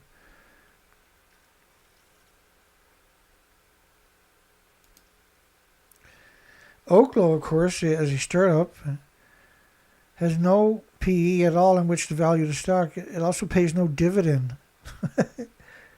Very long story, and then at the bottom of that's where they put that one to. It pays no dividend. So unless you're going to leave your money there for 30, 40 years, why would you do it? Vistra is the only stock of the 3 to report positive cash flow. So they have $3 billion, but they carry $17 billion. There's $17 billion in debt, and they have $3 billion cash. Why would you invest in them? It's a Ponzi scheme, see? It's very effective, too, because you had the 14 biggest financial institutions buying stocks. Buying stocks. Taiwan prepares to close the curtains on nuclear power, not so fast. Taiwan just came out today and announced a 20-year extension. So basically ignore this story. Opposition to nuclear energy increased significantly in recent years. Potential security risk and thorny problem of waste. It does mention Orchard Island. Orchard Island, they went out to the natives at Orchard Island and told them they wanted to build a massive canning factory for salmon and crab and tuna and stuff, right? And the natives were all going to get a stipend every month, just a free check every month. Natives were like, woo, yeah, come on, man, just do that. And so it was a cover story to build a nuclear dump. So they went out to the native. They ostracized the natives, by the way, from Taiwan, put them out on this island known as Orchard Island. Told them they're going to build a tuna cannon factory, salmon, tuna, etc. And instead they built a nuclear dump. And they're still fighting to get it off the island, right? They might never get it off the island.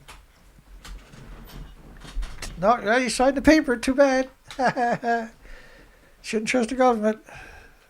They're crazy, man. It shows you how dirty this industry really is, though. I'm sure this is not the only example of that one.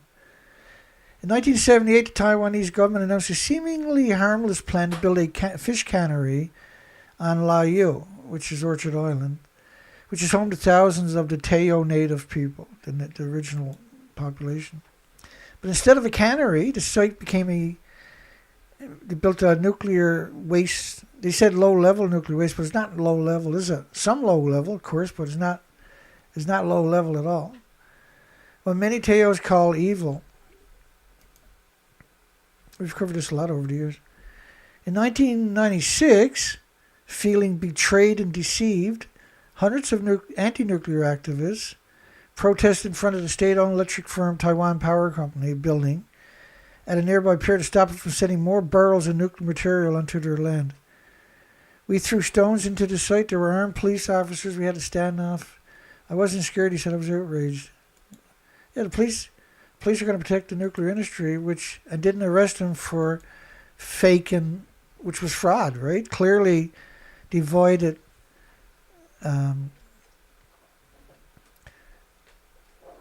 they divided their business.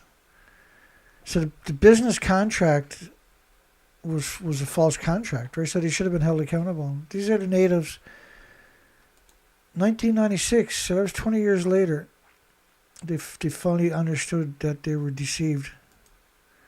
It wasn't a canning factory. Taipei's effort to acquire nuclear weapons and fuel processing technology were curtailed by the United States. It's an interesting. Doing the same thing to Iran today, right? However, public opposition to the nuclear energy increased significantly. Strong public. It doesn't matter though, because they just the Senate or the Parliament or the Congress, whatever you call it in Taiwan, just approved a 20-year extension today. So both major political parties in Taiwan eventually agreed to adopt a nuclear-free policy. But there's still some who urge the government to reverse the course once again and recommit to nuclear power. So they agreed to adopt a nuclear-free policy after the nuclear plants they got have exceeded their lifespan. And so what they done today was gave it a 20-year extension. So this story was supposed to be the signaling of the end of the nuclear industry in Taiwan. And today the nuclear industry has so much influence and power and is so evil. And they put the nuclear dump right on the coastline. Right? I mean, have you seen the earthquakes they have in Taiwan? Buildings, skyscrapers tip over. They have horrific earthquakes here. Fault lines that just rip the country wide open. How close is this to the tectonic plates, I wonder? And then look again, Sean Burney, nuclear scientist with Greenpeace. Well, and what a scumbag this guy is. Holy shit. It's like evil personified. He said it takes 300 years for low-level nuclear waste to become neutral. What are you talking about?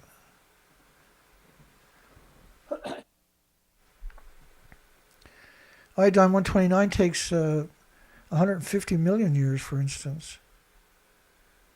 Low level is compared, like high level is like a sniper round, will kill you immediately. Low level will kill you over 2 or 3 or 4 or 5 years. It's still lethal radiation. The barrels were poorly sealed and repackaged. So if they're repackaging it, that means everything is vented all the way there, and then they're going to repackage it. So Orchard Island is a nuclear wasteland by proxy in that case. Control area, because it's like a banana and a potato chip in American sunshine. The government promised to pay $83 million in compensation. Of course, that was their oh shit plan anyway. How do you get back your loved ones who died of heart problems, and liver problems, and lung problems, and respiratory and pituitary and thyroid and adrenaline and Alzheimer's, dementia and autism, diabetes and Down syndrome, schizophrenia? They had a 5.5 significant earthquake today, 10 kilometers deep, I guess. 10 kilometers deep, 27 kilometers from Iwaki. Fukushima City is way off the coastline, right? Fukushima Nuclear Plant is right on the coastline. The earthquake is in the ocean. That was on land. Look at that. Oh, I missed that today because I was looking for other stories right away, and I wasn't really paying attention to it. So that earthquake was on land of 5.5. So there's a fault line right there. The Nagata, like over here is Noto Peninsula, the Ishikawa Prefecture. But Nagata, they got a big nuclear plant there in January 1st of 2024. Earthquake that they had there. It was a significant earthquake. 1,500 landslides for starters. Created a tsunami, and there was 6 ports where the earth rose up like a half mile offshore, rose up 13 feet, and so they dried up 6 harbors for 75 miles of coastline.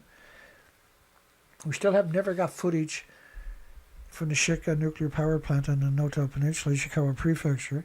Niigata had 6,500 homes that were destroyed by liquefaction, which are not too far away from one of the world's biggest nuclear power plants. That's been closed post-Fukushima, but now they're planning on reopening, And so clearly this is a bad idea, because the Noto Peninsula Ishikawa Prefecture earthquake was a fault line that was 3,500 years old, ruptured.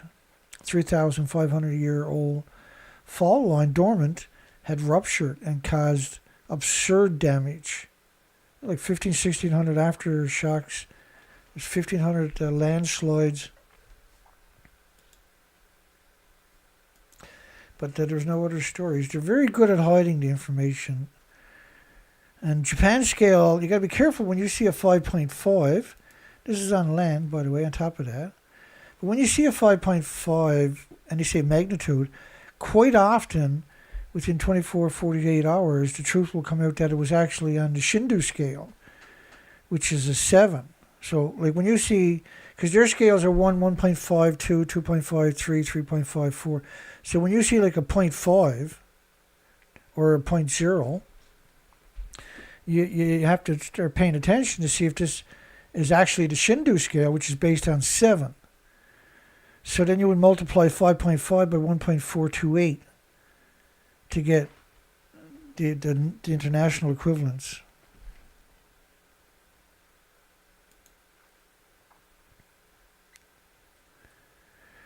International Atomic Energy Agency launches small modular reactor school as Africa looks to nuclear energy. Africa can't even manage its garbage or its sewage.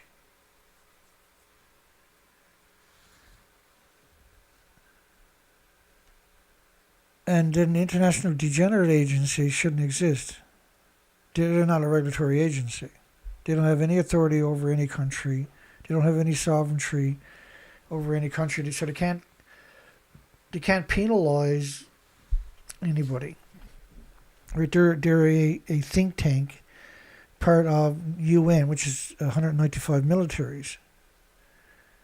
Right, and so they used to be the League of Nations. One of the first, after Hiroshima and Nagasaki, they changed their name to UN, and they carried out what they call a police action in North Korea, 75 years ago or something.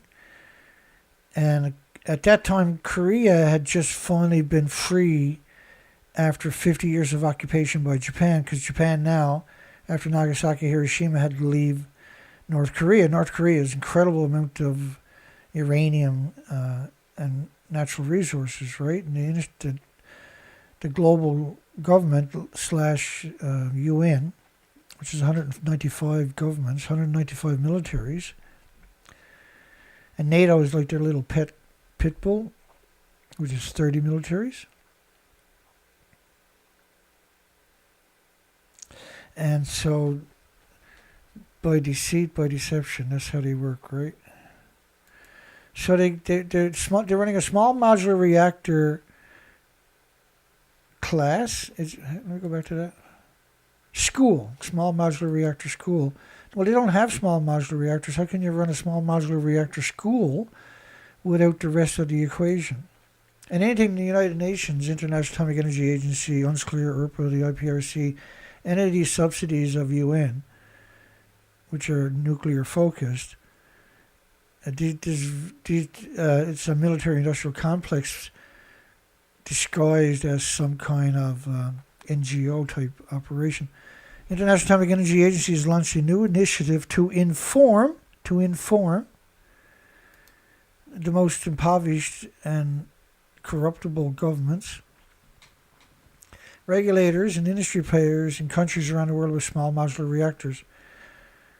This because the small modular reactor can only work by using plutonium mixed oxide fuel, so it absolutely positively shouldn't exist. And so just the normal fuel from a reactor is 2 billion times more toxic than industrial poison, the emissions from any reactor building, reactor fuel pool, etc., reactor waste. But when you take it and reclaim it and put it to a chain reaction again, you increase that toxicity by orders of magnitude. So the emissions, which you can't contain, right? When they take the fuel out of the reactor, they put it in what's known as a pool, deep, special borated water. And the issue with that is it boils off each pool, and there's around 1,000 of them worldwide. Each and every single pool is boiling off about 120,000 liters a day. Each liter is hundreds of trillions of anthropogenic man-made isotopes. And the biggest byproduct of the radiated fuel is going to be the curium isotopes. And curium isotopes need lead shielding 20 times thicker than you do for plutonium. So you don't want that into your environment. And most of the reactors, and these will be no different, will be built in prime farmland, because that's the best way to keep the emissions locally down is to absorb it into the food cycle and ship it out, and then people eat it. It's a genocidal, omnicidal industry.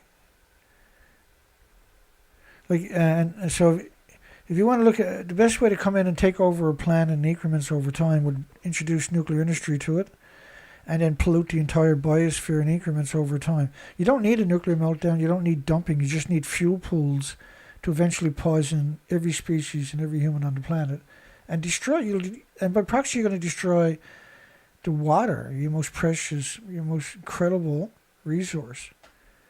Your best friend is water. Water deserves the utmost respect from every human on this planet, and particularly every industry. Your water is, without the water we look like the moon, right? And you got 8 billion species we know about are dependent upon your water. And water is your best friend. What gives you the most benefit is water. On a hot day, you get a shower. After work, you get a shower. You drink water. With your meals, you drink water. You never regret drinking water. I know this one guy though, and he can't drink water. He has to put something in it, like lemon or syrup or something. And he'll usually drink like pop and stuff like that, which is horrifying. But he can't. He hates the taste of water. You need water just to digest food, for starters, right? You need water to rejuvenate, because you're always perspiring. You're always using the washroom and everything else. Water is your friend. Water flushes out your kidneys, your livers, and everything. And not only that, water is just your friend, period. It's everybody's friend. It's every species' friend. It's in contact with everybody at the same time on this planet. We all had that one thing in common, is water. Everybody, whether they want to admit it or not, their best friend is water. Water's first and everything else is second. Right?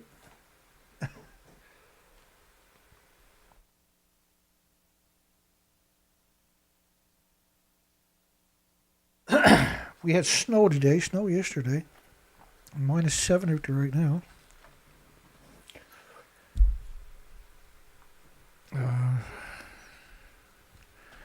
Hosted by the government of Kenya. And when you're driving there, like, there's garbage on both sides of the road, everywhere you're looking. Sewage running down the local drains, kids are playing in it. And nuclear industry, like, oh, this is perfect. They got no water, let's go in there. Nuclear is the most water resource intensive industry on the planet.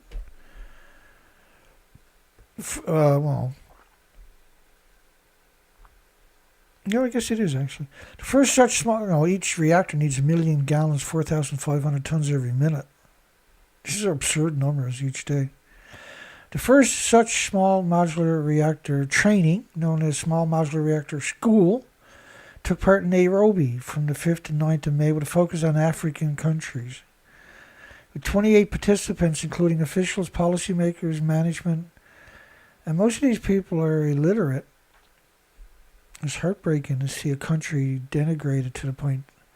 Kenya and Ghana, Nigeria, Niger. I mean, what they done to Niger, holy smokes. The French done to Niger to get cheap uranium is absurd. Africa is a uranium-rich country, right? Very high grade. Uganda, Namibia. And you get past the genocides, a couple of genocides will throw a big crank into their plans anyway. And there's lots of that over there, unfortunately. caused by the destabilization, so they get their hands on the resources from the Western nations, right?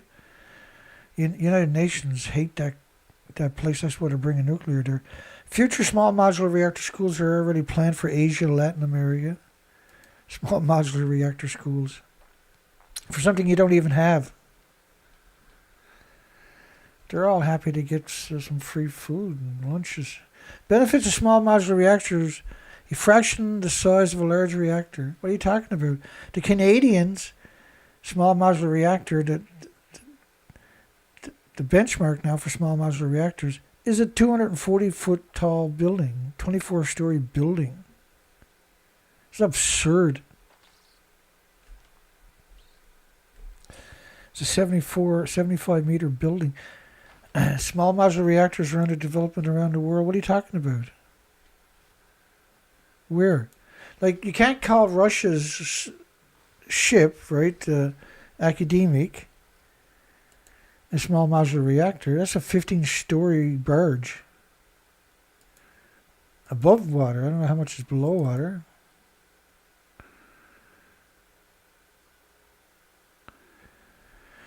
Right, that's 15 stories above water. That's not a small. Who knows how deep it is? It's a massive barge, by the way. And, you know, we covered a story where they changed the fuel recently on this thing. And they said the fuel was kept in a storage room. A storage room. You don't keep fuel in a storage room. It has to be deep underwater. Which means you're hemorrhaging insidious amounts of radiation into those communities. The first time you take fuel out, you got to put it somewhere. It's going to be in a pool. It's going to boil off, probably 1/4 or 1/5 of the fuel pool each day. Where is that going to go? You can't contain it. So you're going to poison every square inch within 50 miles within the first month. So the community is going to be brutal radiation. So now you're going to see a massive increase of heart problems, liver problems, lung problems, respiratory, pituitary, thyroid, adrenaline, Alzheimer's, dementia, with lower upfront costs. No, that's not true. Lower upfront costs is not true. There's no lie they won't tell, though, is it? And flexibility to work in tandem with renewables such as solar and wind. Nuclear doesn't work with anything. Why would you have solar and wind when you can have geothermal? Why would you have nuclear when you can have geothermal and then back it up with solar and wind or storage? Right? So why would you even consider anything small modular reactor can do? Geothermal can do immediately, and without the lethal consequences to everything with replicating cells. Amid a global consensus on expanding nuclear power that emerged in 2023 at the United Nations, the Military-Industrial Complex, Climate Change Conference, Conference of Parties 28, Constipated Party 28 in Dubai. I was talking about earlier, I said I referenced Conference of Parties 28. I meant Conference of Parties 29. Which is in Baku or something last year.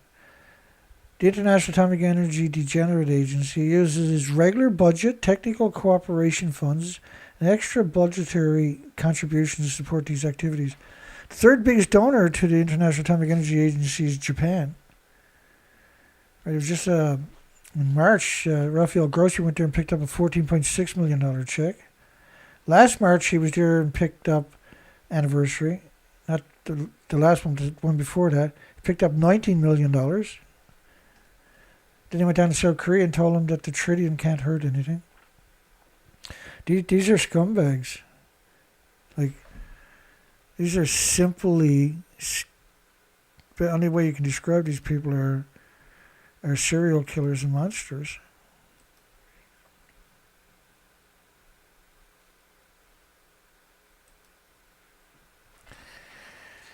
International Atomic Energy Agency is an evil, disgusting, despicable, hateful organization, like everything else in the nuclear industry.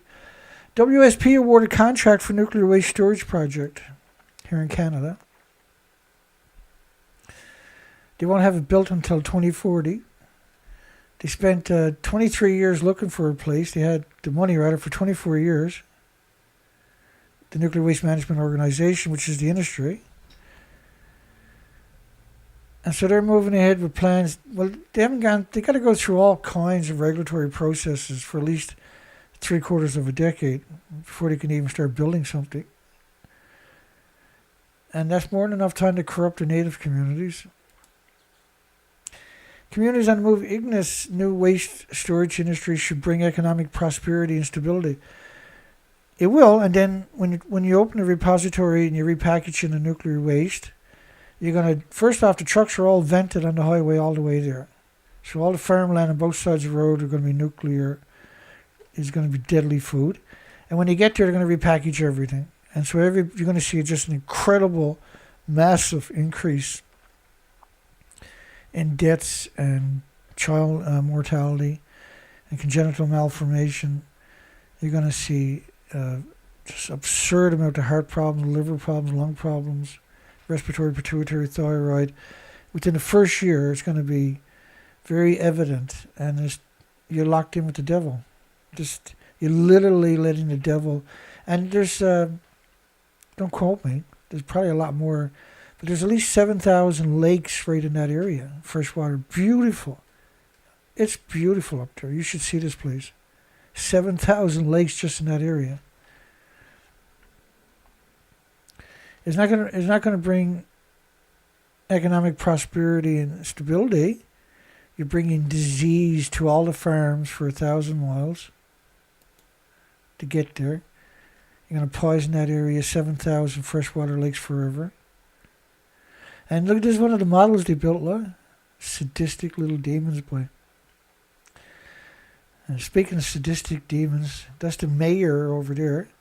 And that's the crazy lady from the Nuclear Waste Management Organization. We've covered way too many times over here.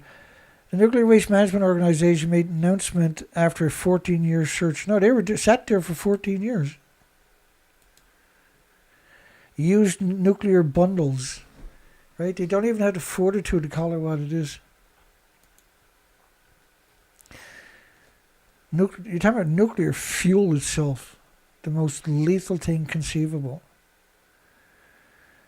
Sign on the dotted line. Swami is just... What a hideous jacket she has on. My God. All the money they stole.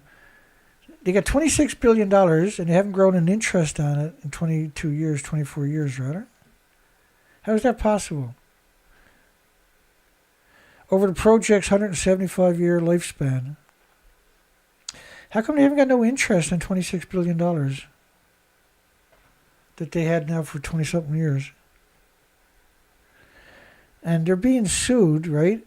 And they might have to release, might be able to go Freedom of Information and find out that they were actually investing the money and they just didn't declare it.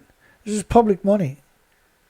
Publicly, the ratepayers put that money aside, was put aside by the ratepayers to cover the spent fuel. So they have a right to know. 175-year lifespan. They got no intentions of getting rid of this stuff. It's wherever it's to, it's splitting atoms, destroying everything, every species and every human within 1,000 miles, destroying their health. On average, that would amount to about $124,000 per person per year injected into the community. Like, what are you talking about? You're not going to inject it into the community. You're going to spend it on material, dig a big hole in the ground, and a bunch of companies will make the profit. That's not going to amount to $124,000 per person per year into the community. It's absurd to say that. The community see very little of that, at best. What a dishonest thing to say. But hey, it's nuclear. That's what that's what they're going to do, right? That's the only thing they're really good at. Construction schedule start 2033 and operation 2043. Has anything the nuclear industry ever touched come in on schedule? No. 2043? So you had the money sitting there for 20-something years. And now you're talking about... It's absurd.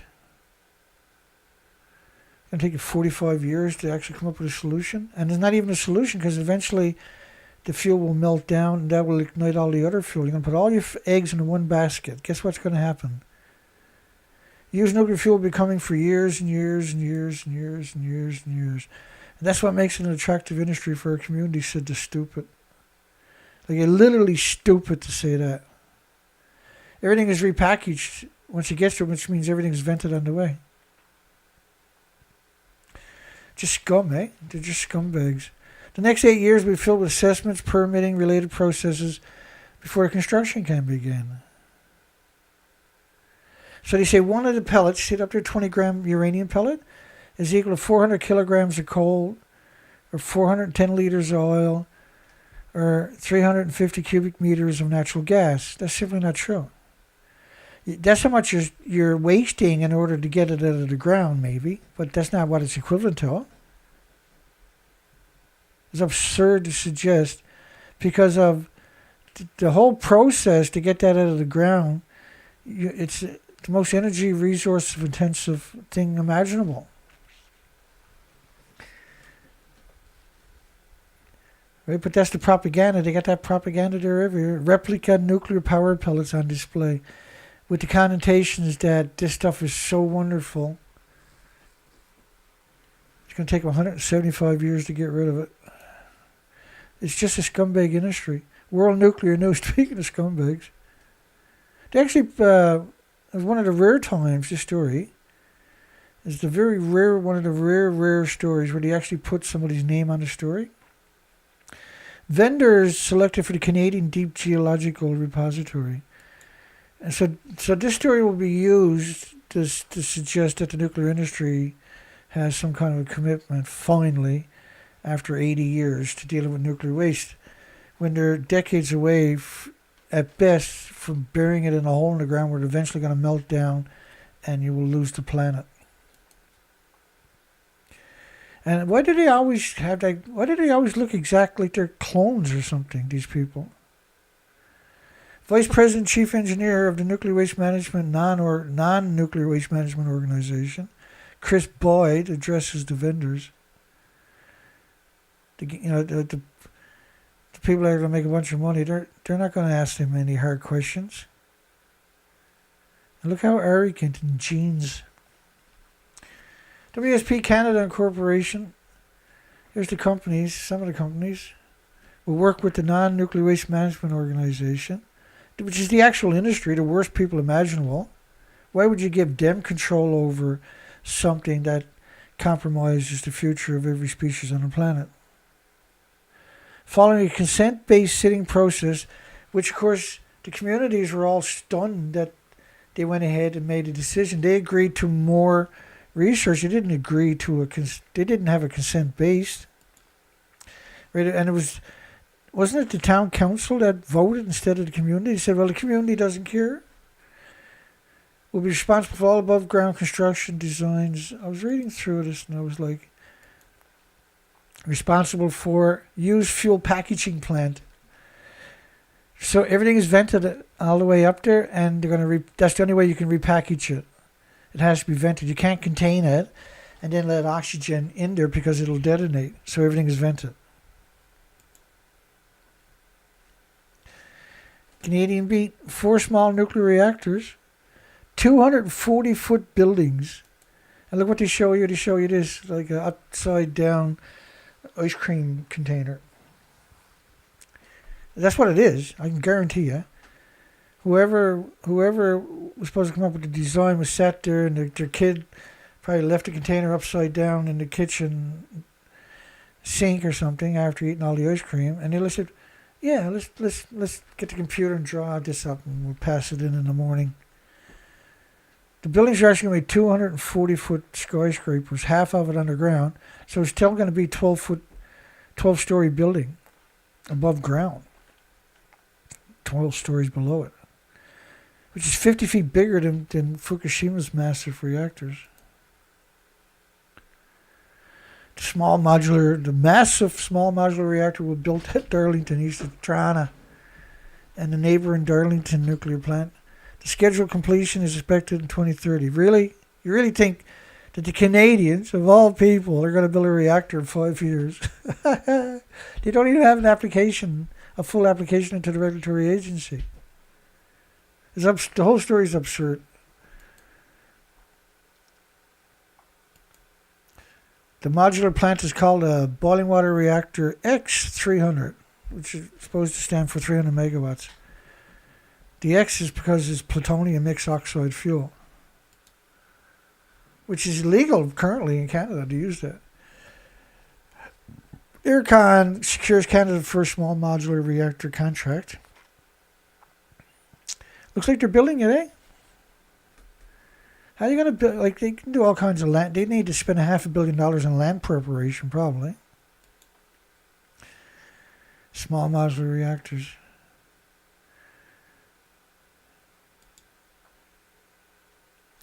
Legislator passed a bill extending potential lifespan of nuclear plants in Taiwan.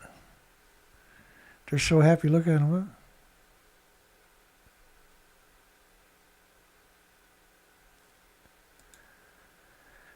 Taiwan Legislative Yuan on Tuesday passed an amendment to the Nuclear Reactor Facilities Regulation Act that allows nuclear disease factory operators to apply for a 20-year license renewal beyond the existing 40-year limit. So you can sure that application has gone in. Woo! Yay.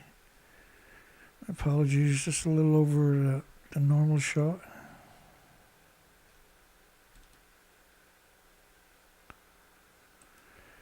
Hello, everybody.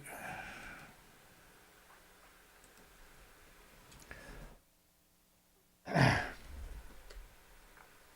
my goodness.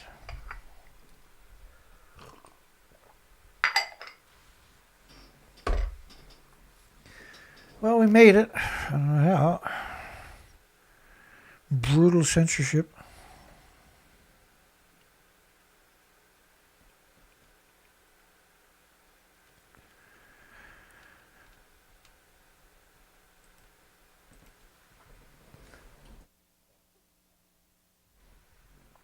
Yeah, I got a nasty little bark turn out. That's okay. Let me see what we got here.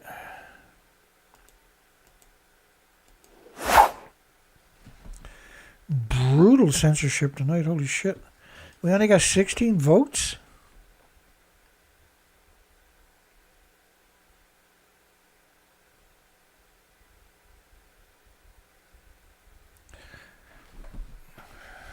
That's crazy. These are extraordinary small numbers, especially for a... This is my typically scheduled time to do the shows for over a decade. And all I can get is 10 people on my show, 21 likes, 16 votes. Normally you get way more votes than you do likes, right? Nuclear industry doing some crying tonight.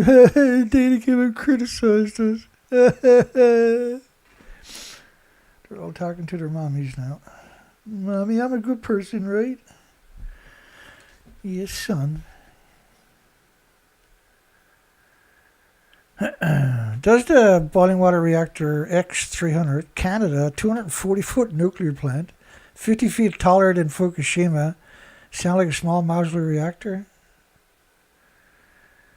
1/3 of the people said so. 5 votes said yes. 5 votes got that wrong. That wasn't. I guess the industry have been here and spam me by the looks of it. And that's funny. Oh, no, yes, boy.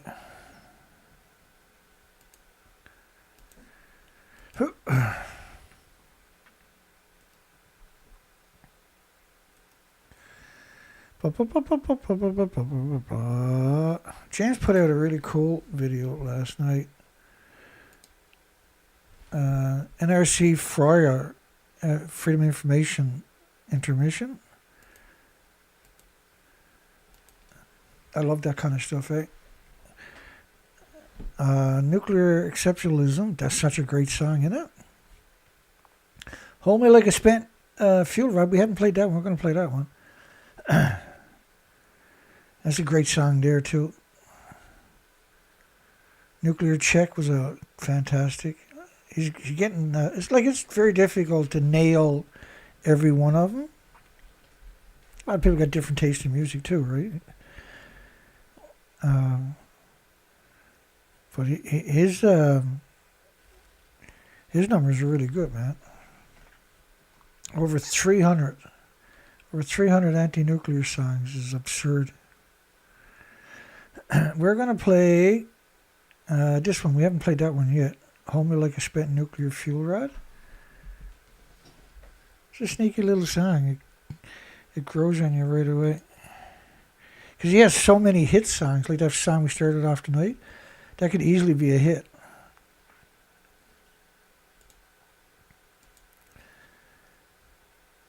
Any nuclear song to me is a great song. If it's anti-nuclear, it can't be bad anyway. James does all the videos, all the music himself. With AI, right? He does everything himself, though. It's a big learning curve, eh? Can only get the...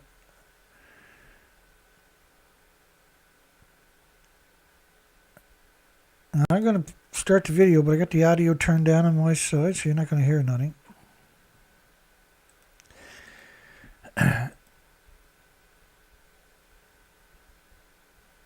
And just want to get it on 1080 before we play it. A bit slow tonight, I know. My apologies. I've been off my game since last Thursday or something. I'm not finished with doctors yet, hospitals yet. Probably going to be in the hospital for a little bit in a short while.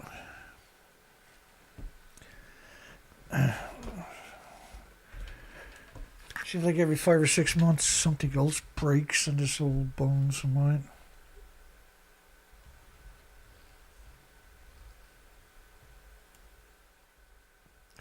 The volume a little high that time. There's a bit of background. My apologies. Alrighty, let's get after it. We'll see everybody on the next show. You have a great night and a great day tomorrow. We'll catch you on the next show, which is never boring. That's the one thing about the nuclear industry. Every day the news cycle. You never get bored of it. Take care.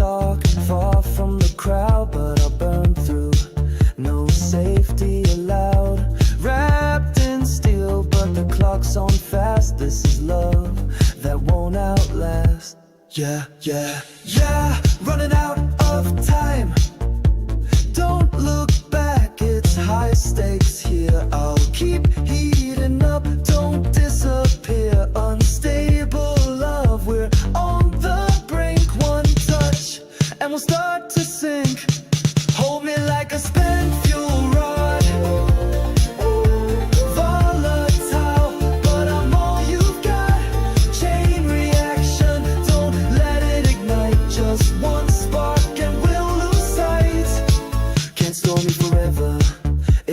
sky clean. Risky love, unseen machine. Under the pressure, we start to crack. No turning back when you feel the track. You know it's gonna heat.